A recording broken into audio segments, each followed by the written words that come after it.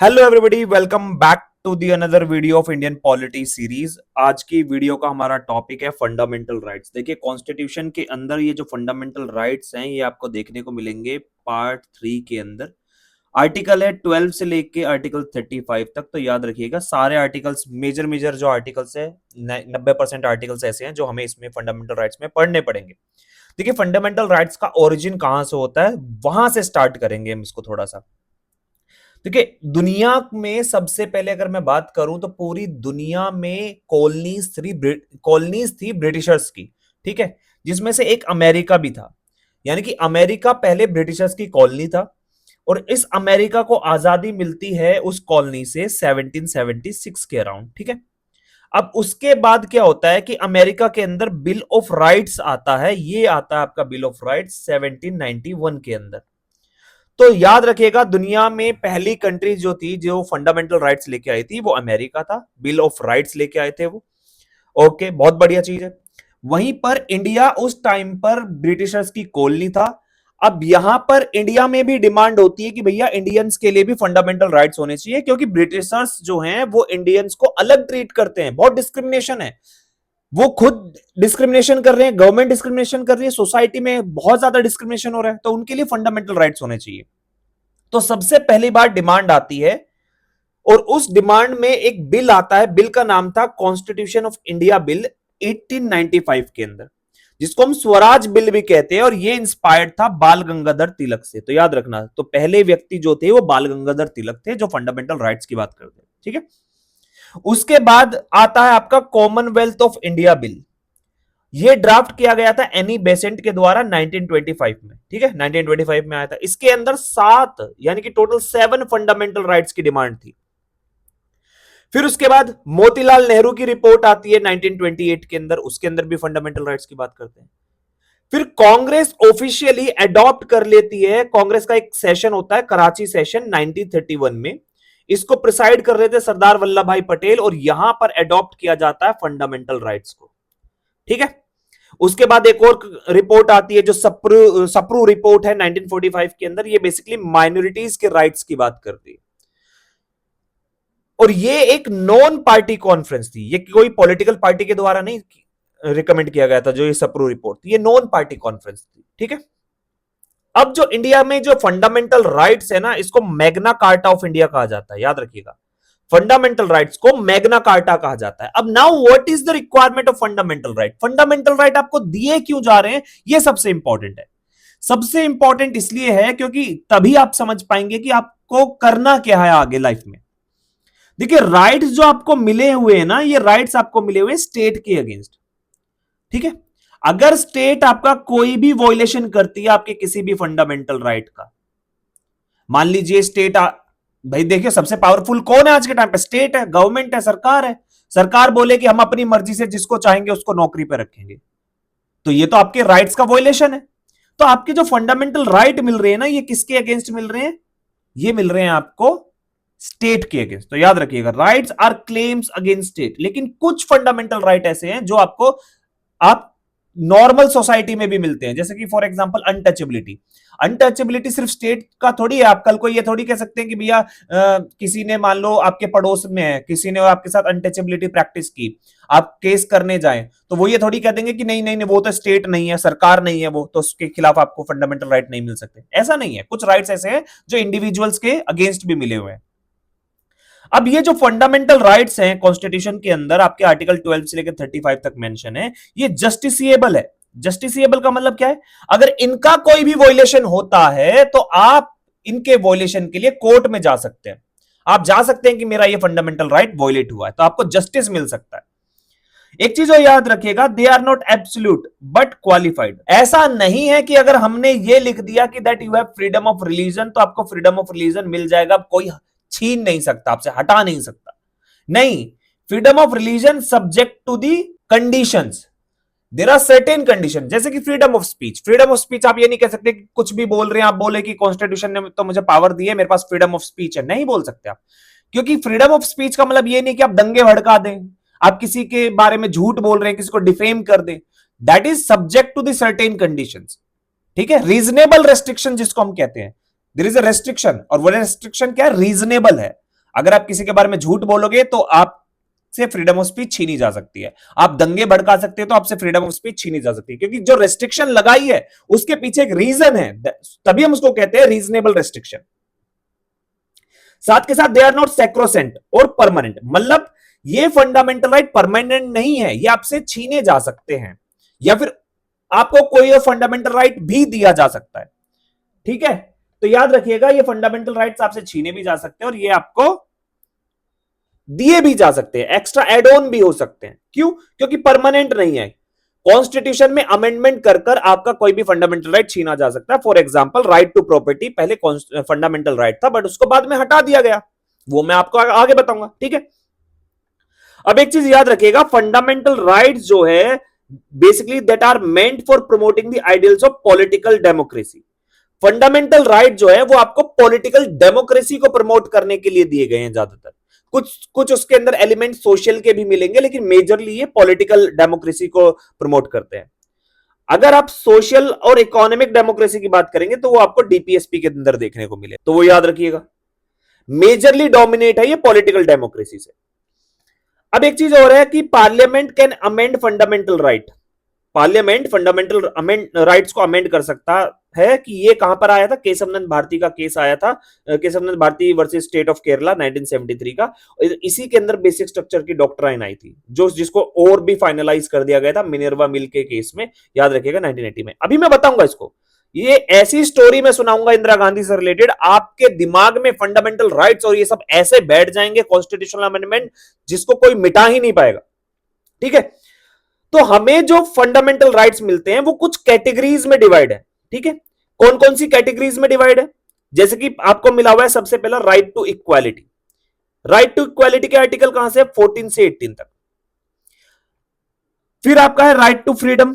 Freedom के article कहां से? 19 से लेके 22 तक। अब फ्रीडम के अंदर आर्टिकल 19 जो है उसके अंदर 7 राइट्स होते थे पहले, जो कि अब 6 है। ठीक है, एक राइट था आपका आर्टिकल 19 क्लोज 1 सब क्लोज एफ के अंदर, राइट टू प्रॉपर्टी, उसको डिलीट कर दिया गया था 44th कॉन्स्टिट्यूशनल अमेंडमेंट एक्ट 1978 में। और ये अमेंडमेंट हुआ था जनता पार्टी के रूल में। ये भी मैं अभी आगे बताऊंगा, अभी तो मैं आपको ये सिर्फ ओवरव्यू दे रहा हूं, बहुत मजा आएगा इसमें। फिर आपको मिलता है राइट अगेंस्ट एक्सप्लॉयटेशन, आर्टिकल 23 से लेकर 24। Right to freedom of religion 25 से 28। कल्चरल एंड एजुकेशनल राइट 29 से 30। फिर आपका जो ये है राइट टू प्रॉपर्टी आर्टिकल 31 के अंदर था, इसको भी डिलीट कर दिया गया, सेम जो ये आर्टिकल 19 क्लोज 1 क्लोज एफ किया गया था, deleted bye 44th constitutional amendment act 1978 and it is made a legal right under article 300A part 12 के अंदर। ठीक है, याद रखिएगा, अब ये आपका लीगल राइट बन गया है, ना कि फंडामेंटल राइट। कॉन्स्टिट्यूशन का जो पार्ट है 12 उसके अंदर। So at the present there are only 6 fundamental rights की कैटेगरीज हैं। ठीक है, 6। क्यों कैटेगरीज में बात कर रहा हूं? कैटेगरीज में एक आपका आर्टिकल 32 भी आ जाएगा, वो भी खुद में एक फंडामेंटल राइट है। यहां पे आप देख सकते हैं कि ये आपका right to constitutional remedies article 32। Okay, now बहुत सारी चीजें जो मैं आपको यहां पे एक्सप्लेन करूंगा, पहले मैं थोड़ा सा ओवरव्यू दे दूं, उसके बाद मैं आपको स्टोरी सुनाऊंगा। ठीक है, अब क्या है कि they are defended and guaranteed by the supreme court. याद रखना, फंडामेंटल राइट्स जो हैं वो डिफेंड किए जाते हैं और गारंटी दी जाती है किसके द्वारा? सुप्रीम कोर्ट के द्वारा। सुप्रीम कोर्ट के पास पावर है, क्योंकि आर्टिकल 32 पावर दे रहा सुप्रीम कोर्ट को। पार्लियामेंट कैन कर्टेल और repeal them but only by a constitutional amendment act, not by ordinary act. Parliament कभी भी आपके फंडामेंटल राइट्स को ना बदल सकता ना छीन सकता किसी ऑर्डिनरी लॉ के थ्रू, बल्कि उसके लिए उसको आर्टिकल 368 के अंदर कॉन्स्टिट्यूशनल अमेंडमेंट करना पड़ेगा, तभी जाके ये सब होगा। ठीक है, अब मैं आपको एक चीज में बता दूं कि मैंने बताया कि आपको आर्टिकल 12 से लेके 35 तक जो है आपके फंडामेंटल राइट है। तो आर्टिकल 12 क्या कहता है? अब जैसे मैंने आपको बताया कि आपको फंडामेंटल राइट स्टेट के अगेंस्ट मिलते हैं, तो सबसे पहले आपको पता तो होना चाहिए स्टेट है क्या, किसे हम स्टेट कहेंगे, है ना? मान लीजिए कोई आपको गोली मार जाए, अब पुलिस वालों को बोल रहे हो भाई कोई मार गया, तो जब तक पता नहीं चलेगा कौन मार गया तो उसको सजा कैसे देंगे? तो वैसे ही यहां पर जब तक ये नहीं पता चलेगा ये स्टेट है क्या, तो तब तक आप फंडामेंटल राइट्स के लिए के वॉयलेशन के लिए केस किस पे फाइल करेंगे? तो आर्टिकल 12 के अंदर स्टेट की डेफिनेशन दी है कि स्टेट है कौन, किसे स्टेट कहेंगे, याद रखिएगा। ठीक है, फिर आर्टिकल 13 ये कहता है कि any law inconsistent with the fundamental right shall be declared null and void. यानी कि अगर कोई भी कानून आपने ऐसा बनाया है जो फंडामेंटल राइट्स को वोलेट करता है, तो आर्टिकल 13 की पावर यह कहती है कि उस कानून को नल एंड वॉइड डिक्लेयर किया जा सकता है, उस कानून को हटाया जा सकता है। लेकिन हटाएगा कौन? Supreme court. क्योंकि ये जो आर्टिकल 13 है ये जुडिशियल रिव्यू की पावर देता है, और जुडिशियल रिव्यू की पावर किसको देता है? ये सुप्रीम कोर्ट को। सुप्रीम कोर्ट देख सकता है कि वो कानून जो है किसी फंडामेंटल राइट का वोलेशन कर रहा है या नहीं कर रहा। ठीक है, आगे बताऊंगा, केसेस भी मैं बताऊंगा आपको। तो याद रखिएगा कि ये जो पावर है ये आर्टिकल 32 के साथ जाती है। अगर मान लीजिए सरकार एक लॉ लेके आई, ठीक है, अब आपको लग रहा है कि इसने मेरे राइट टू प्राइवेसी को ब्रीच कर दिया, तो आप आर्टिकल 32 का यूज कर सुप्रीम कोर्ट जाएंगे। सुप्रीम कोर्ट जाएंगे, अब सुप्रीम कोर्ट क्या काम करेगा? आर्टिकल 13 का यूज करेगा। आर्टिकल 13 का यूज करेगा, वो ये देखेगा पहली बात तो कि ये जो वॉयलेशन है फंडामेंटल राइट का, क्या ये स्टेट ने किया है, और स्टेट की डेफिनेशन किसमें? आर्टिकल 12 के अंदर। चलो ठीक है, ये पता चल गया कि हाँ स्टेट ने किया है। तो क्या वॉयलेट किया है, कौन सा फंडामेंटल राइट वॉयलेट किया, वॉयलेट किया है भी है या नहीं, तो उसके लिए क्या काम करेगा? इस लॉ का जुडिशियल रिव्यू करेगा। इस लॉ का जुडिशियल रिव्यू करेगा, तब जाकर वो वहां पर देख पाएगा। और अगर कोर्ट को लगा कि हाँ ये फंडामेंटल राइट का वॉयलेशन कर रहा है, तो आर्टिकल 13 की पावर का यूज करके ये कह देगा कि ये लॉ जो होगा अब नल एंड वॉइड होगा, क्योंकि ये फंडामेंटल राइट्स को वॉयलेट कर रहा है। ठीक है, अदर फंडामेंटल राइट्स जो हैं वो आप इसके अंदर आर्टिकल 226 के अंदर जा सकते हैं, वो मैं थोड़ा आगे बताऊंगा भी। ठीक है, एक चीज और याद रखना कि ये जो आर्टिकल 13 है ये pre constitutional and post constitutional presidents के लिए भी यूज हो सकता है। यानी कि देखिए 26 जनवरी 1950 को कॉन्स्टिट्यूशन लागू हुआ। अब ऐसे कानून जो उससे पहले भी लागू थे, अगर वो आपके फंडामेंटल राइट्स का वॉयलेट कर रहा है, तो उसके लिए भी आप 13 के थ्रू जा सकते हो। और अगर जिस दिन कॉन्स्टिट्यूशन लागू हुआ है उसके बाद का अगर कोई लॉ है तो भी जा सकते हो आप, याद रखिएगा। ठीक है, अब एक चीज याद रखना है कि the supreme Court held that Keshav in the Keshavananda Bharati case 1973 that a constitutional amendment can be challenged on the ground that it violates a fundamental right that forms a part of basic structure doctrine। ठीक है, supreme court ने ये जो judgement आया था Keshavananda Bharati case का, इसके अंदर ये कह दिया था कि कोई भी कानून या कोई भी अमेंडमेंट, इवन तो कॉन्स्टिट्यूशन में भी अमेंडमेंट करोगे और वो अमेंडमेंट करने के बाद अगर वो फंडामेंटल राइट्स का वॉयलेशन कर रहा होगा, तो उसको भी हम नल एंड वॉइड डिक्लेयर कर देंगे। ठीक है, वो भी चैलेंज हो सकता है जुडिशियल रिव्यू के अंदर। ओके, अब यहां से हमारे आर्टिकल स्टार्ट होते हैं आर्टिकल 14 से। ठीक है, मेजर आर्टिकल हमारे आर्टिकल 14 से स्टार्ट होते हैं। अभी नीचे आएगा, बहुत सारी चीजें आएंगी नीचे, जो वो मैं आपको एक्सप्लेन करूंगा। तो आर्टिकल 14 से स्टार्ट होता है। मैंने बताया 14 से 18 कौन से आर्टिकल है? 14 से 18 कौन से आर्टिकल है? 14 से 18 है इक्वालिटी के। तो आर्टिकल 14 ये कहता है राइट टू इक्वालिटी। बेसिकली ये आपकी इक्वालिटी बिफोर लॉ की बात करता है। ये कहता है कि कानून की नजर में हर व्यक्ति समान है। लेकिन क्या ऐसा है? आपने अपने आसपास में देखा होगा, क्या ऐसा है कि कानून की नजर में हर कोई समान है? आप रोड पे चल रहे हैं, गाड़ी लेके जा रहे हैं, पुलिस वाले एकदम से बैरिकेड लगा देंगे कि वीवीआईपी रूट आ रहा है, तो ये क्या इक्वालिटी है? आपके राइट्स को छीन कर आप दूसरों को वीवीआईपी ट्रीटमेंट दे रहे हैं? नहीं है ना। तो इक्वालिटी बिफोर लॉ जो है ये कॉन्स्टिट्यूशन में कहने की बात है। इसी से रिलेटेड दो टर्म आते हैं कि कॉन्स्टिट्यूशन में इक्वालिटी बिफोर लॉ जो है ये एक निगेटिव टर्म है। क्यों? क्योंकि ये हर किसी को एक्चुअल में इक्वालिटी देता ही नहीं है। ठीक है, there are certain individuals, offices और दी पोस्ट जहां पर आपको स्पेशल प्रिविलेज मिलता है। और ये जो इक्वालिटी बिफोर लॉ है इसका ओरिजिन हुआ था ब्रिटेन में, ब्रिटिश ओरिजिन है। ठीक है, वहीं पर दूसरा एक और टर्म है इक्वल प्रोटेक्शन ऑफ लॉ। इसको हम कहते हैं ये कि पॉजिटिव कॉन्सेप्ट है, और ये हमने लिया है अमेरिका से। Now understand equality before law और इक्वल प्रोटेक्शन ऑफ लॉ में अंतर क्या है। इक्वालिटी बिफोर लॉ और इक्वल प्रोटेक्शन ऑफ लॉ में अंतर क्या है? इक्वालिटी बिफोर लॉ ये कहता है कि कानून की नजर में हर कोई समान है, बट ऐसा नहीं है।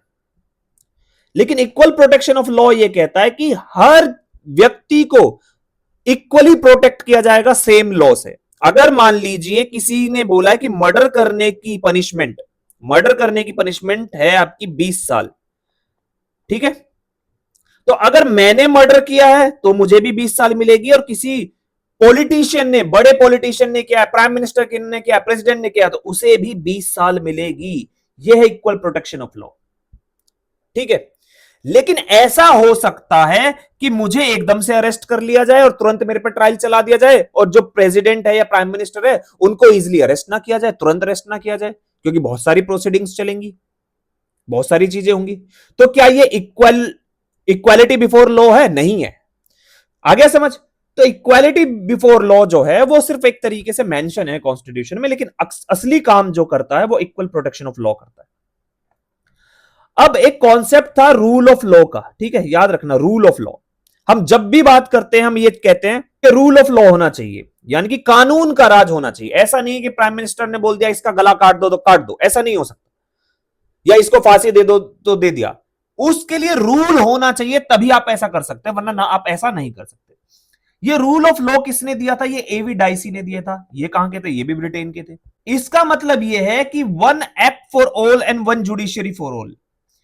सबके लिए एक कानून होना चाहिए, और न्यायपालिका जो है, यानी कि जो आपको जस्टिस देगी वो भी एक ही होना चाहिए। ऐसा नहीं है कि दूसरे को जस्टिस अलग तरीके से दिया जा रहा है और एक व्यक्ति को अलग तरीके से दिया जा रहा है। सबके लिए कॉमन होना चाहिए। अब रूल ऑफ लॉ के ना कुछ एलिमेंट्स हैं। क्या एलिमेंट्स हैं? हम कब कहेंगे कि किसी भी सोसाइटी के अंदर रूल ऑफ लॉ है? सबसे पहली बात तो वहां पे एब्सेंस ऑफ आर्बिट्रेरी पावर होनी चाहिए। वहां पे कोई भी तानाशाह वाली पावर नहीं होनी चाहिए। फॉर एग्जाम्पल, अगर कोई कानून कहता है कि मैंने अगर मर्डर किया है तो मुझे अरेस्ट कर लो, तो तभी अरेस्ट कर सकते हैं। अगर कोई कानून कहता ही नहीं है कि मर्डर करने पर अरेस्ट करना है, तो आप अरेस्ट नहीं कर सकते, यानी कि तानाशाही नहीं दिखा सकते। कानून होना चाहिए वहां पर एक सर्टेन पावर होनी चाहिए, और वो पावर डिफाइन होनी चाहिए। ऐसा नहीं है कि आप तानाशाही कुछ भी कर रहे हैं। तो so there should be absence of arbitrary power. Arbitrary मतलब तानाशाही वाली जो ताकत होती है उस वो नहीं होनी चाहिए। दूसरा, इक्वालिटी बिफोर लॉ। कानून की नजर में हर कोई कुछ समान होना चाहिए। देखिए, ये हो सकता है कि हर सोसाइटी में एटलीस्ट शायद आपको एब्सेंस ऑफ आर्बिट्रेरी पावर मिल जाए, लेकिन क्या इक्वालिटी बिफोर लॉ मिलेगा आपको? हर सोसाइटी में नहीं मिलेगा। क्यों? क्योंकि जैसे मान लीजिए कोई डिप्लोमेट्स इंडिया में पोस्टेड है, उनको स्पेशल प्रिविलेज मिलता है, ठीक है, तो क्या उनको इक्वली ट्रीट किया जा रहा है उस सोसाइटी में? नहीं किया जा रहा। जब एवी डाइसी ने जब ब्रिटेन में ये कॉन्सेप्ट दिया है, मान लो रूल ऑफ लॉ को, तो वो खुद भूल गए कि वहां पे मोनार्की है, क्वीन को, किंग को अरेस्ट ही नहीं कर सकते। तीसरी चीज ये है कि constitution is the result of the rights. Constitution is the result of the rights of the individual, और the primacy of the rights of the individual. जो कॉन्स्टिट्यूशन है ना, वो राइट है किसका? Constitution is the result of the rights of the individual. हर एक individual के पास अपने खुद के राइट्स है, फंडामेंटल राइट्स है, और वही राइट्स आपको कहां देखने को मिलेंगे? उसी राइट्स की वजह से कॉन्स्टिट्यूशन देखने को मिलेगा। लेकिन इंडिया का सिस्टम अलग है। इंडिया में ऐसा नहीं है। ऐसा था क्या कभी कि सबके पास अपने फंडामेंटल राइट थे तो इसीलिए हमने उसको वहां पे कॉन्स्टिट्यूशन में डाल दिया? नहीं, हमने कॉन्स्टिट्यूशन में डाला है इसलिए हमें मिले हैं। इंडियन सिस्टम में constitution is the source of individual right, लेकिन रूल ऑफ लॉ क्या कहता है? Individual rights is the result of the constitution. ठीक है, वो अपोजिट कहता है। बट हमारे कॉन्स्टिट्यूशन में फंडामेंटल राइट है, तभी हमें राइट मिला हुआ है। मान लीजिए कॉन्स्टिट्यूशन के अंदर अबोलिशन ऑफ अनटचेबिलिटी ना मेंशन होता, तो आज भी अनटचेबिलिटी प्रैक्टिस हो रही होती इंडिया में। हो रही होती क्या? होती है आज भी। अगर किसी मान लीजिए लोअर कास्ट के व्यक्ति ने गिलास से पानी पी लिया, तो अपर कास्ट वाला उस गिलास से पिएगा नहीं। तो ऐसा नहीं है कि हर किसी के पास राइट था, हमें कॉन्स्टिट्यूशन राइट दे रहा है। एक और चीज ये कहते हैं कि जहां पर आर्टिकल 31C आता है, वहां पर आर्टिकल 14 और 19 निकल जाता है। ठीक है, इसका मतलब क्या है? जब मैं स्टोरी बताऊंगा ना, तब आपको यह समझ में आएगा। बहुत इंपॉर्टेंट स्टोरी है, आगे सुनना बिल्कुल। नेक्स्ट आर्टिकल क्या? आर्टिकल 15। आर्टिकल 15 ये कहता है there is a prohibition of discrimination on certain ground. वो ये कहता है कि कुछ ग्राउंड्स पर आप डिस्क्रिमिनेट नहीं कर सकते। अब एक चीज याद रखना हमेशा, कॉन्स्टिट्यूशन क्या, लॉ एक इतनी अच्छी चीज है कि वहां पे उसके वर्ड्स का एक्चुअल मीनिंग समझना पड़ता है। वो कह रहा सर्टेन ग्राउंड्स, यानी कि आप कुछ चीजों पे डिस्क्रिमिनेट नहीं कर सकते, बाकी सब पे कर सकते हो। किन चीजों पे डिस्क्रिमिनेशन नहीं कर सकते? आप धर्म पे डिस्क्रिमिनेट नहीं कर सकते, race, caste, sex, place of birth, ये 5 चीजों पे आप डिस्क्रिमिनेट नहीं कर सकते। इसको छोड़कर आप किसी पे भी डिस्क्रिमिनेशन कर सकते हो। यानी कि आप प्लेस ऑफ बर्थ पे नहीं कर सकते डिस्क्रिमिनेशन, प्लेस ऑफ रेसिडेंस पे कर सकते हो। आपने देखा होगा बहुत सी बार जब स्टेट में रिजर्वेशन दिया जाता है तो वो यहां पर पूछते हैं कि क्या आप उस स्टेट के रहने वाले हैं। अगर आप उस स्टेट के रहने वाले नहीं है तो आपको रिजर्वेशन नहीं देंगे। क्यों? क्योंकि प्लेस ऑफ बर्थ नहीं पूछ रहे हैं, वो प्लेस ऑफ रेसिडेंस पूछ रहे हैं आपसे। ओके, अब आर्टिकल 15 के अंदर कुछ इंपॉर्टेंट आर्टिकल्स है जो आपको पता होना चाहिए, मतलब सब क्लोज है। आर्टिकल 15 का सब क्लोज 3 जो वुमेन और चाइल्ड के लिए ये कहता है कि जब भी आप वुमेन और चाइल्ड के लिए या चिल्ड्रन के लिए कोई भी कानून बनाएंगे तो यहां पर अगर उनके लिए कोई भी कानून बना रहे हैं तो तब आप यहां पे थोड़ा सा जो है इसको आर्टिकल 15 को वॉयलेट कर सकते हैं। क्यों? क्योंकि आर्टिकल 15 को वॉयलेट कर सकते हैं। आर्टिकल 15 क्या कहता है कि आप जो है सेक्स के बेस पर, यानी कि जेंडर के बेस पर, मेल फीमेल के बेस पर आप डिस्क्रिमिनेट नहीं कर सकते। लेकिन यहां पे तो लिखा है कि आर्टिकल वुमेन को आप स्पेशल ट्रीटमेंट दे सकते हो, बच्चों को आप स्पेशल ट्रीटमेंट दे सकते हो। तो वुमेन को अगर आप दे रहे हो तो वो क्या है, सेक्स के बेस पर है। यहां पर हम इसी वजह से इसको कहते हैं पॉजिटिव डिस्क्रिमिनेशन। पॉजिटिव डिस्क्रिमिनेशन क्या है कि अगर आप डिस्क्रिमिनेट कर रहे हैं लेकिन उस डिस्क्रिमिनेशन की वजह से जो सोसाइटी का लीस्ट एडवांटेज पर्सन है, अगर उसको बेनिफिट हो रहा है तो आप डिस्क्रिमिनेट कर सकते हो। मान लीजिए समाज में ये सबसे ऊंचाई पे है और ये सबसे नीचे है, अगर उस डिस्क्रिमिनेशन की वजह से इस व्यक्ति को फायदा हो रहा है, इसका अपलिफ्टमेंट हो रहा है, तो आप डिस्क्रिमिनेट कर सकते हो। तो वुमेन, मान लीजिए बहुत सारी सोसाइटी में बहुत सारी जगह वुमेन को सप्रेस किया गया है, अगर उनके लिए हम एक स्पेशल एडवांटेज उसके लिए हम रख दे, रिजर्वेशन वुमेन के लिए रिजर्वेशन रख दें, या बोल दे कि वुमेन को एप्लीकेशन फॉर्म भरते समय कोई फीस पे नहीं करनी, तो हम डिस्क्रिमिनेशन, ये इसका आर्टिकल 15 का वॉयलेशन कर रहे हैं। बट इस वॉयलेशन की वजह से उस वुमेन का अपलिफ्टमेंट हो रहा है, लीस्ट एडवांटेज जो है। उसी तरीके से हमने आर्टिकल 15 में क्लोज 4 है, हमने बोला है कि reservation for socially and educationally backward. हमेशा याद रखना जहां पर भी एंड वर्ड होगा ना उसके साथ दोनों लगेंगे, ठीक है। सोशली, सोसाइटी के अंदर कोई भी व्यक्ति सोशली और एजुकेशनली बैकवर्ड होना चाहिए। फॉर एग्जांपल, जब जाटों का रिजर्वेशन हटाया गया था सेंटर से तो यह कहा था कि वो एजुकेशनली बैकवर्ड हो सकते हैं but they are not socially backward. और इस कंडीशन के लिए सोशली और एजुकेशनली दोनों बैकवर्ड होनी चाहिए।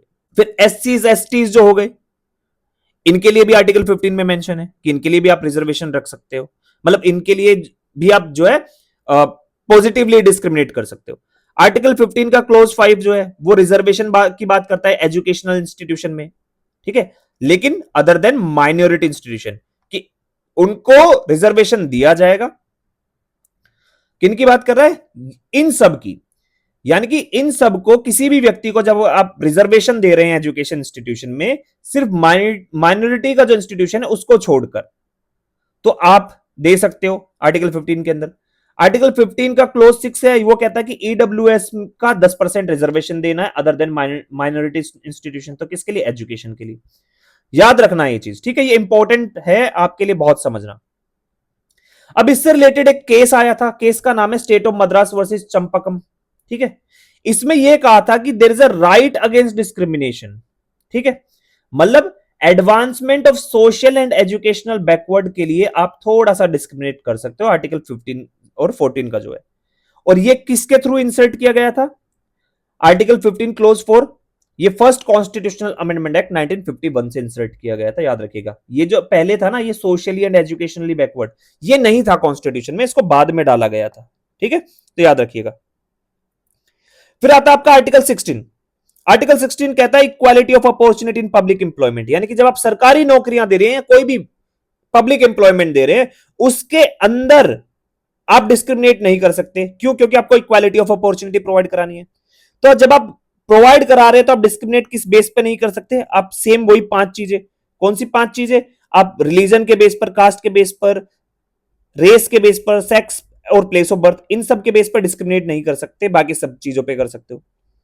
अब इससे रिलेटेड मैं कुछ चीजें और मैं बता देता हूं। जैसे मैंने आपको बताया कि यहां पर ये socially and educationally backward mention तो कर दिया था, लेकिन कौन है वो ओबीसी, कौन है वो ओबीसी, ये डिफाइन नहीं हो पाया, ये डिसाइड नहीं हो पाया। तो उसके लिए एक कमीशन स्टेब्लिश किया गया था, इसको हम कहते हैं मंडल कमीशन। याद रखना, ओबीसी के लिए मंडल कमीशन को स्टेब्लिश किया गया था। जब मंडल कमीशन को स्टेब्लिश किया गया, ये किसकी गवर्नमेंट के अंदर किया गया था? गवर्नमेंट थी आपकी मोरारजी देसाई की। ठीक है, याद रखना, मोरारजी देसाई की, यानी कि जनता पार्टी की गवर्नमेंट थी 1977 में जो आई थी इस गवर्नमेंट में। लेकिन मोरारजी देसाई की गवर्नमेंट चली गई 1980 में, तब तक ये इससे रिलेटेड कुछ नहीं कर पाए। अब उसके बाद 1989 में एक और नई गवर्नमेंट आती है। अब ये जो नई नई गवर्नमेंट आती है, ये कहती है कि ठीक है भैया, हम इस ओबीसी कमीशन का जो रिकमेंडेशन था मंडल कमीशन का, इसमें हम रिजर्वेशन दे देते हैं ओबीसी को। चलो ठीक है, हमने ओबीसी को रिजर्वेशन दे दिया। अब उसके बाद इंडिया में बहुत ज्यादा प्रोटेस्ट हुए। प्रोटेस्ट होने के बाद अब यहां पर कोर्ट में गया केस, तो कोर्ट में एक केस गया था। अब यहां पर केस जब गया तो केस का नाम था इंदिरा साहनी केस। इंदिरा साहनी केस में सुप्रीम कोर्ट ने यह बोला कि देखो, एक तो आप रिजर्वेशन 50% से ज्यादा नहीं लेके आ सकते, दूसरी चीज आप इसमें क्रीमी लेयर ढूंढो। मतलब हर ओबीसी को आप रिजर्वेशन नहीं दे सकते, कि उसके लिए एक लिमिट लगाओ, एक फाइनेंशियल कंडीशन लगाओ। ये फाइनेंशियल कंडीशन डिसाइड करेगी कि किसको रिजर्वेशन मिलेगा। तो आज के टाइम पे जो ओबीसी नॉन क्रीमी लेयर होता है, सिर्फ उसको रिजर्वेशन मिलता है। ठीक है, और इस क्रीमी लेयर को हटाने के लिए एक कमेटी बनाई गई थी, रामनंदन कमेटी। ठीक है, रामनंदन कमेटी को स्टेब्लिश किया था, ताकि ये आइडेंटिफाई कर सके क्रीमी लेयर कौन है। क्रीमी लेयर जैसे आज के टाइम पर 8 लाख से कम की इनकम जिसकी भी है, वो क्या है? Non creamy layer. इससे ज्यादा जो भी कमा रहा है वो क्रीमी लेयर है। इससे याद रखना, कंफ्यूज मत होना नॉन क्रीमी क्रीमी से, कि क्रीम क्या होती है। आपने देखा यार, गरीबों को घी खाने को नहीं मिलता, लेकिन आप देखो क्रीम क्रीम ला रहे हो, उससे घी बना रहे हो। तो याद रखना, वो कौन कर सकता है? जिसके पास पैसा हो। ठीक है, अब इस आर्टिकल के अंदर कुछ क्लोजेस है, वो याद रखना। आर्टिकल 16 क्लोज 1 एंड 16 क्लोज 2 ये गारंटी देता है आपको कुछ। अब किस तरीके की गारंटी देता है वो समझ लेते हैं। आर्टिकल 16 का क्लोज 1 ये कहता है कि भाई, जब भी आप किसी भी व्यक्ति को सरकारी नौकरी दे रहे हैं, पब्लिक एम्प्लॉयमेंट दे रहे हैं, तो आप क्या काम करेंगे? उसके साथ इक्वालिटी, उसको इक्वालिटी ऑफ अपॉर्चुनिटी देंगे, उसके साथ डिस्क्रिमिनेशन नहीं करेंगे। ठीक है, आर्टिकल 16 क्लोज 2 ये कहता है कि जब आप ये एम्प्लॉयमेंट दे रहे हैं तो आप डिस्क्रिमिनेशन नहीं करेंगे 5 ग्राउंड पे। 5 ग्राउंड ऑलरेडी मैंने आपको बता दिए, जो आर्टिकल 15 के ग्राउंड है वही 16 के ग्राउंड है, तो ये याद रखिएगा। फिर उसमें सबसे इंपॉर्टेंट एक आपका आता है कि आर्टिकल 16 क्लोज 4 ये कहता है ओबीसी रिजर्वेशन, यानी कि नौकरियों में आप ओबीसी को रिजर्वेशन देंगे। ठीक है, लेकिन इसमें ना एक रेस्ट्रिक्शन है। आर्टिकल 335 डील करता है, ये कहता है कि एफिशिएंसी ऑफ एडमिनिस्ट्रेशन होनी चाहिए। ऐसा नहीं है ना कि मान लीजिए कोई व्यक्ति 0 स्कोर कर रहा है रिजर्वेशन का फायदा लेकर, तो उसको भी हम सरकारी नौकरी दे दे। ऐसे इस तरीके से तो भैया एडमिनिस्ट्रेशन की एफिशिएंसी पे इंपैक्ट पड़ेगा। तो वो आप याद रखिएगा, बहुत ऐसी छोटी छोटी चीजें।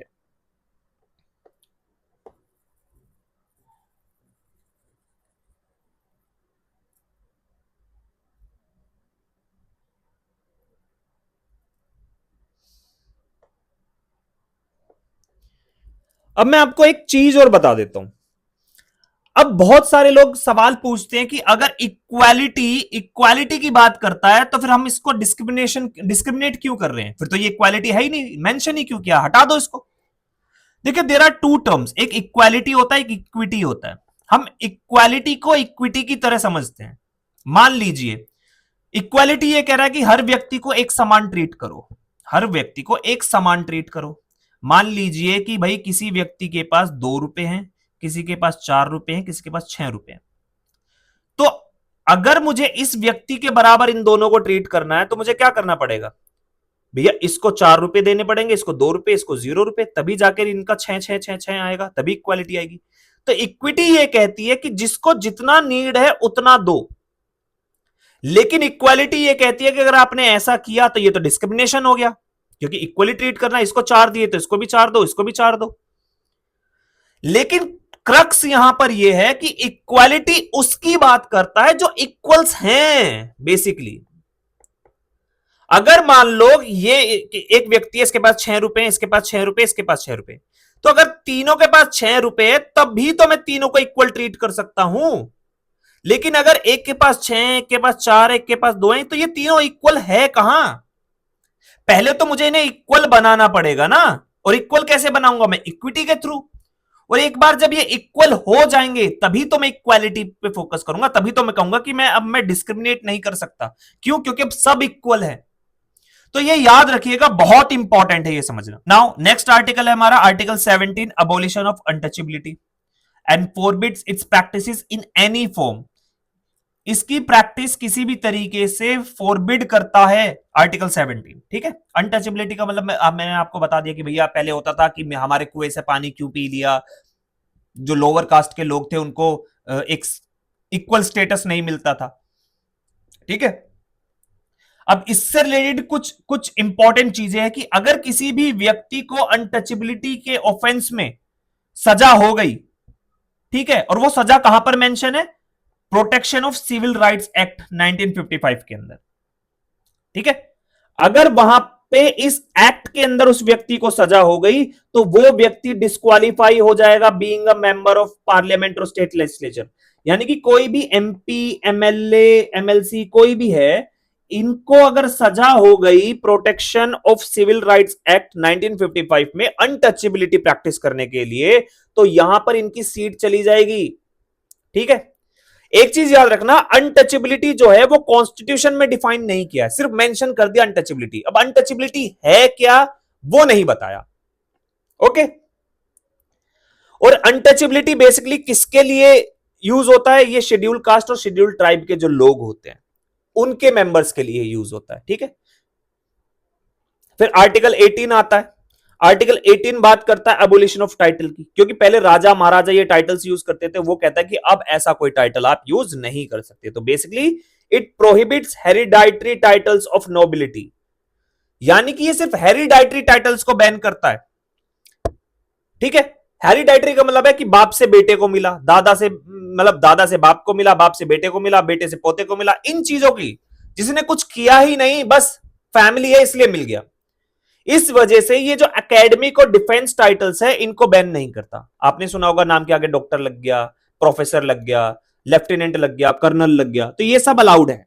क्यों? क्योंकि ये कमाए हुए हैं और ये बाप से बेटे को ट्रांसफर नहीं होते। अगर बेटे को भी चाहिए तो बेटे को भी मेहनत करनी पड़ेगी, कमाना पड़ेगा। ठीक है, अब इससे रिलेटेड एक केस है Balaji Raghavan versus union of India का केस। अब ये केस आया क्यों था? क्योंकि यहां पर जो है ना वो भारत रत्न अवार्ड मिल जाता है, पद्मश्री, पद्म भूषण ये सब मिल जाते हैं, तो लोग अपने नाम के आगे प्रीफिक्स लगाने लगते हैं। इस केस में कुछ चीजें आती हैं। इस केस में यह कहा जाता है कि कोई भी ऐसा अवार्ड, चाहे वो भारत रत्न हो, पद्म भूषण हो, पद्म विभूषण हो, श्री हो, कोई भी हो, आप उसको नाम के आगे प्रीफिक्स यूज नहीं कर सकते, क्योंकि ये पॉलिटिकल टाइटल्स हैं आपको जो मिले हैं बेसिकली। क्यों? क्योंकि आपने कमाई नहीं है। अब मान लो भाई मैं हूं, मैंने सरकार की चापलूसी कर दी, सरकार ने मुझे अवार्ड दे दिया, तो क्या मैं नाम के आगे लगा लूंगा? मेरी मेहनत हुई नहीं हुई ना, चापलूसी है। तो सिर्फ ऐसे टाइटल जो एकेडमिक और डिफेंस के द्वारा दिए गए हैं, सिर्फ वही टाइटल्स आप यूज कर सकते हैं, उसके अलावा कोई नहीं यूज कर सकते। बालाजी राघवन केस में बोला गया। अब अवार्ड, जैसे कि मैंने आपको बताया, कुछ अवार्ड्स के बारे में भी मैं आपको बता देता हूं। जैसे अवार्ड्स और सिविलियन ऑनर्स होते हैं, सबसे हाईएस्ट कौन सा? भारत रत्न, फिर उसके बाद है पद्म विभूषण, उससे छोटा है पद्म भूषण, फिर उससे छोटा है पद्मश्री। तो ये क्रोनोलॉजी याद रखिएगा। ये भी आपसे पूछ लिया जाता है प्रीलिम्स में कि क्रोनोलॉजी बताओ, कौन सा हाईएस्ट है, कौन सा लोवेस्ट है। दो तरीके के अवार्ड होते हैं, देखिए समझिए, एक सिविलियन अवार्ड होते हैं, एक मिलिट्री अवार्ड्स होते हैं। ठीक है, जिनको हम गैलेंट्री अवार्ड्स भी कहते हैं। अब ये जो मिलिट्री वाले गैलेंट्री अवार्ड्स होते हैं, ये दो तरीके से डिवाइड होते हैं, एक वॉर टाइम पर, एक पीस टाइम पर। वॉर टाइम का हाईएस्ट होता है आपका परमवीर चक्र, उससे छोटा होता है महावीर चक्र, उससे छोटा होता है वीर चक्र। वहीं पर जो सिविल, जो आपका पीस टाइम पर दिया जाता है, वो होता है आपका अशोक चक्र, सबसे बड़ा। अशोक चक्र के बाद होता है आपका महावीर, ये सॉरी महावीर चक्र कह रहा हूं, कीर्ति चक्र। कीर्ति चक्र से नीचे होता है आपका शौर्य चक्र। ठीक है, अगर दोनों को कंबाइन कर दूं तो सबसे नीचे आएगा शौर्य, उसके बाद वीर चक्र, उसके बाद आपका आएगा कीर्ति चक्र, फिर महावीर चक्र, फिर अशोक चक्र, और सबसे हाईएस्ट में आएगा परमवीर चक्र। तो ये मिलिट्री के भी क्रोनोलॉजी आप याद रखिएगा और सिविलियन अवार्ड्स की भी याद रखिएगा, बहुत इंपॉर्टेंट है, एग्जाम में पूछ लेता है। अब ये जो अवार्ड्स हैं, पद्म अवार्ड हैं और भारत रत्न अवार्ड है, ये 1954 में स्टार्ट हुए थे, याद रखना 1954 में। ठीक है, और सबसे पहले भारत रत्न अवार्डी कौन थे? 3 व्यक्ति थे जिनको सबसे पहला भारत रत्न अवार्ड मिला था, जिसमें से एक है आपके एस एस जो है सर्वपल्ली राधाकृष्णन, ठीक है, जो हमारे first vice president of India and second president रहे हैं। फिर आपके सीवी रमन है, साइंटिस्ट थे। एंड सी राजा गोपालाचारी, जो हमारे first Indian governor general of India रहे हैं, डोमिनियन ऑफ इंडिया के, ठीक है। उन तीनों को सबसे पहली बार अवार्ड दिया था। भारत रत्न अवार्ड जो रिकमेंड किया जाता है वो प्राइम मिनिस्टर के द्वारा रिकमेंड किया जाता है। किसको? प्रेसिडेंट को। और देता कौन है इसको? ये प्रेसिडेंट, ठीक है। कोई फॉर्मल रिकमेंडेशन की जरूरत नहीं है, सिर्फ वो ऐसे ही नाम बता देंगे प्रेसिडेंट को नॉर्मली कि इनको देना है एंड प्रेसिडेंट विल अनाउंस, ठीक है। मैक्सिमम 3 लोगों को दिया जाता था। अभी तक का ये नॉर्म था, एक कन्वेंशन था नॉर्मली, कहीं कानून नहीं है, ये कहीं लिखा नहीं था, लेकिन एक कन्वेंशन था कि 3 से ज्यादा को नहीं देते थे। लेकिन रिसेंटली जो 2024 में दिया गया है वो 5 लोगों को दिया गया है। तो यानी कि ये कन्वेंशन ब्रेक हो गया। तो इससे भी स्टेटमेंट बेस्ड क्वेश्चन आ सकता है, आपसे बोल दे कि सिर्फ 3 लोगों को दिया जाता है एक साल में। ऐसा नहीं है, ब्रेक हो चुका है कन्वेंशन। अभी तक टोटल कितने लोगों को दिया जा चुका है? 53 लोगों को अभी तक ये अवार्ड दिया जा चुका है। भारत रत्न अवार्ड की बात कर रहा हूं मैं, ठीक है। तो ये जितने भी पद्म अवार्ड हैं या भारत रत्न अवार्ड हैं, ये ज्यादातर कब रिपब्लिक ईयर जो होता है, बेसिकली रिपब्लिक डे का जो टाइम आता है, यानी कि 26 जनवरी के आसपास, उस वक्त अनाउंस होता है। और ये हर साल नहीं दिया जाता, ठीक है। कॉमनली तो अब हर साल देते हैं, लेकिन यहां पर कुछ टाइम ऐसा था जहां पर बीच में बंद कर दिया गया था। जैसे 1978 में नहीं दिया गया, 1979 में नहीं दिया गया, 1993 से लेकर 1997 तक नहीं दिया गया। इस पर भी स्टेटमेंट बेस्ड क्वेश्चन आ जाएगा, ठीक है। और ये अवार्ड किसी भी व्यक्ति के जिंदा रहते हुए या जब उसकी डेथ हो जाए उसके बाद भी दिया जा सकता है, okay. Higher Padma awards only after 5 years. अगर मान लो किसी को पद्मश्री मिल गया तो उसके बाद जो पद्म भूषण है वो 5 साल बाद मिलेगा। और पद्म भूषण के बाद अगर विभूषण मिलेगा तो भी आपका उस 5 साल बाद मिलेगा। लेकिन कहीं पर ऐसा नहीं लिखा कि पद्मश्री पहले दिया जाएगा, उसके बाद पद्म भूषण, उसके बाद पद्म विभूषण, उसके बाद भारत रत्न। कोई भी अवार्ड कभी भी दिया जा सकता है, लेकिन अगर एक बार कोई अवार्ड मिल गया उसके बाद दूसरा अवार्ड 5 साल के बाद ही दिया जा सकता है, okay. Relaxation can be made by the award committee. एक अवार्ड कमेटी होती है, तो आपको पता होना चाहिए सब वो अवार्ड कमेटी कौन होती है, कौन हेड करता है, ये सब चीजें कौन रिकमेंड करता है। तो पद्म अवार्ड कमेटी जो है वो इस 5 ईयर को रिलैक्स कर सकती है। अब एक चीज याद रखना, 2 चीज है, एक भारत रत्न है, एक पद्म अवार्ड है। पद्म अवार्ड कमेटी के थ्रू रिकमेंड किया जाता है, और ये भारत रत्न जो है वो ज्यादातर प्राइम मिनिस्टर डायरेक्टली रिकमेंड कर देते हैं। किसको? प्रेसिडेंट को। और एक साल में मैक्सिमम आप 120 अवार्ड दे सकते हैं, याद रखिएगा। पद्म अवार्ड जो है 120, एक्सेप्ट कौन से? ये 120 कौन से? लिविंग वाले, जिनकी डेथ हो गई है, कोई एनआरआई है, कोई फॉरेनर है, कोई ओसीआईज है, उनको एक्सक्लूड किया गया है, यानी कि 120 प्लस इनमें से हो सकता है, ठीक है। अब committee on national level for Padma award. Padma award को देने के लिए एक नेशनल कमेटी बनाई जाती है प्राइम मिनिस्टर के द्वारा, ठीक है। और ये प्राइम मिनिस्टर के द्वारा बनाई जाती है, लेकिन कंसल्ट किया जाता है इससे पहले प्रेसिडेंट को, ठीक है। और इसको हेड किया जाता है कैबिनेट सेक्रेटरी। तो प्राइम मिनिस्टर प्रेसिडेंट के साथ कंसल्ट करके एक कमेटी बनाएंगे और उस कमेटी को हेड करेंगे कैबिनेट सेक्रेटरी। और उसके बाद ये कमेटी रिकमेंड करेगी with the approval of prime minister and president की भैया ठीक है हम इनको अवार्ड देंगे। तो ये याद रखिएगा, बहुत इंपॉर्टेंट है। नाउ आर्टिकल 19 की बात करते हैं। मैंने बताया कि आर्टिकल 14 से 18 आपके इक्वालिटी के हैं, अब आपके फ्रीडम के आर्टिकल आ गए। तो आर्टिकल 19 सभी सिटीजन्स को 6 राइट्स की गारंटी देता है, आपके 6 राइट्स देता है। कौन से 6 राइट देता है वो अभी डिस्कस कर लेते हैं। लेकिन ये 6 राइट एब्सोल्यूट नहीं है, मतलब इनको हटाया जा सकता है। जैसे मैंने बताया ना आपको, राइट टू प्रॉपर्टी हटा दिया था, तो इसको हटाया जा सकता है। और ये जो राइट आते हैं ये रीजनेबल रेस्ट्रिक्शंस के साथ आते हैं, एब्सोल्यूट नहीं है बिल्कुल, ठीक है। जैसे सबसे पहला राइट आपका right to freedom of speech and expression, आपको मिल सकता है, लेकिन ऐसा नहीं है कि आप किसी के बारे में उल्टा सीधा बोल देंगे, तो रीजनेबल रेस्ट्रिक्शन है।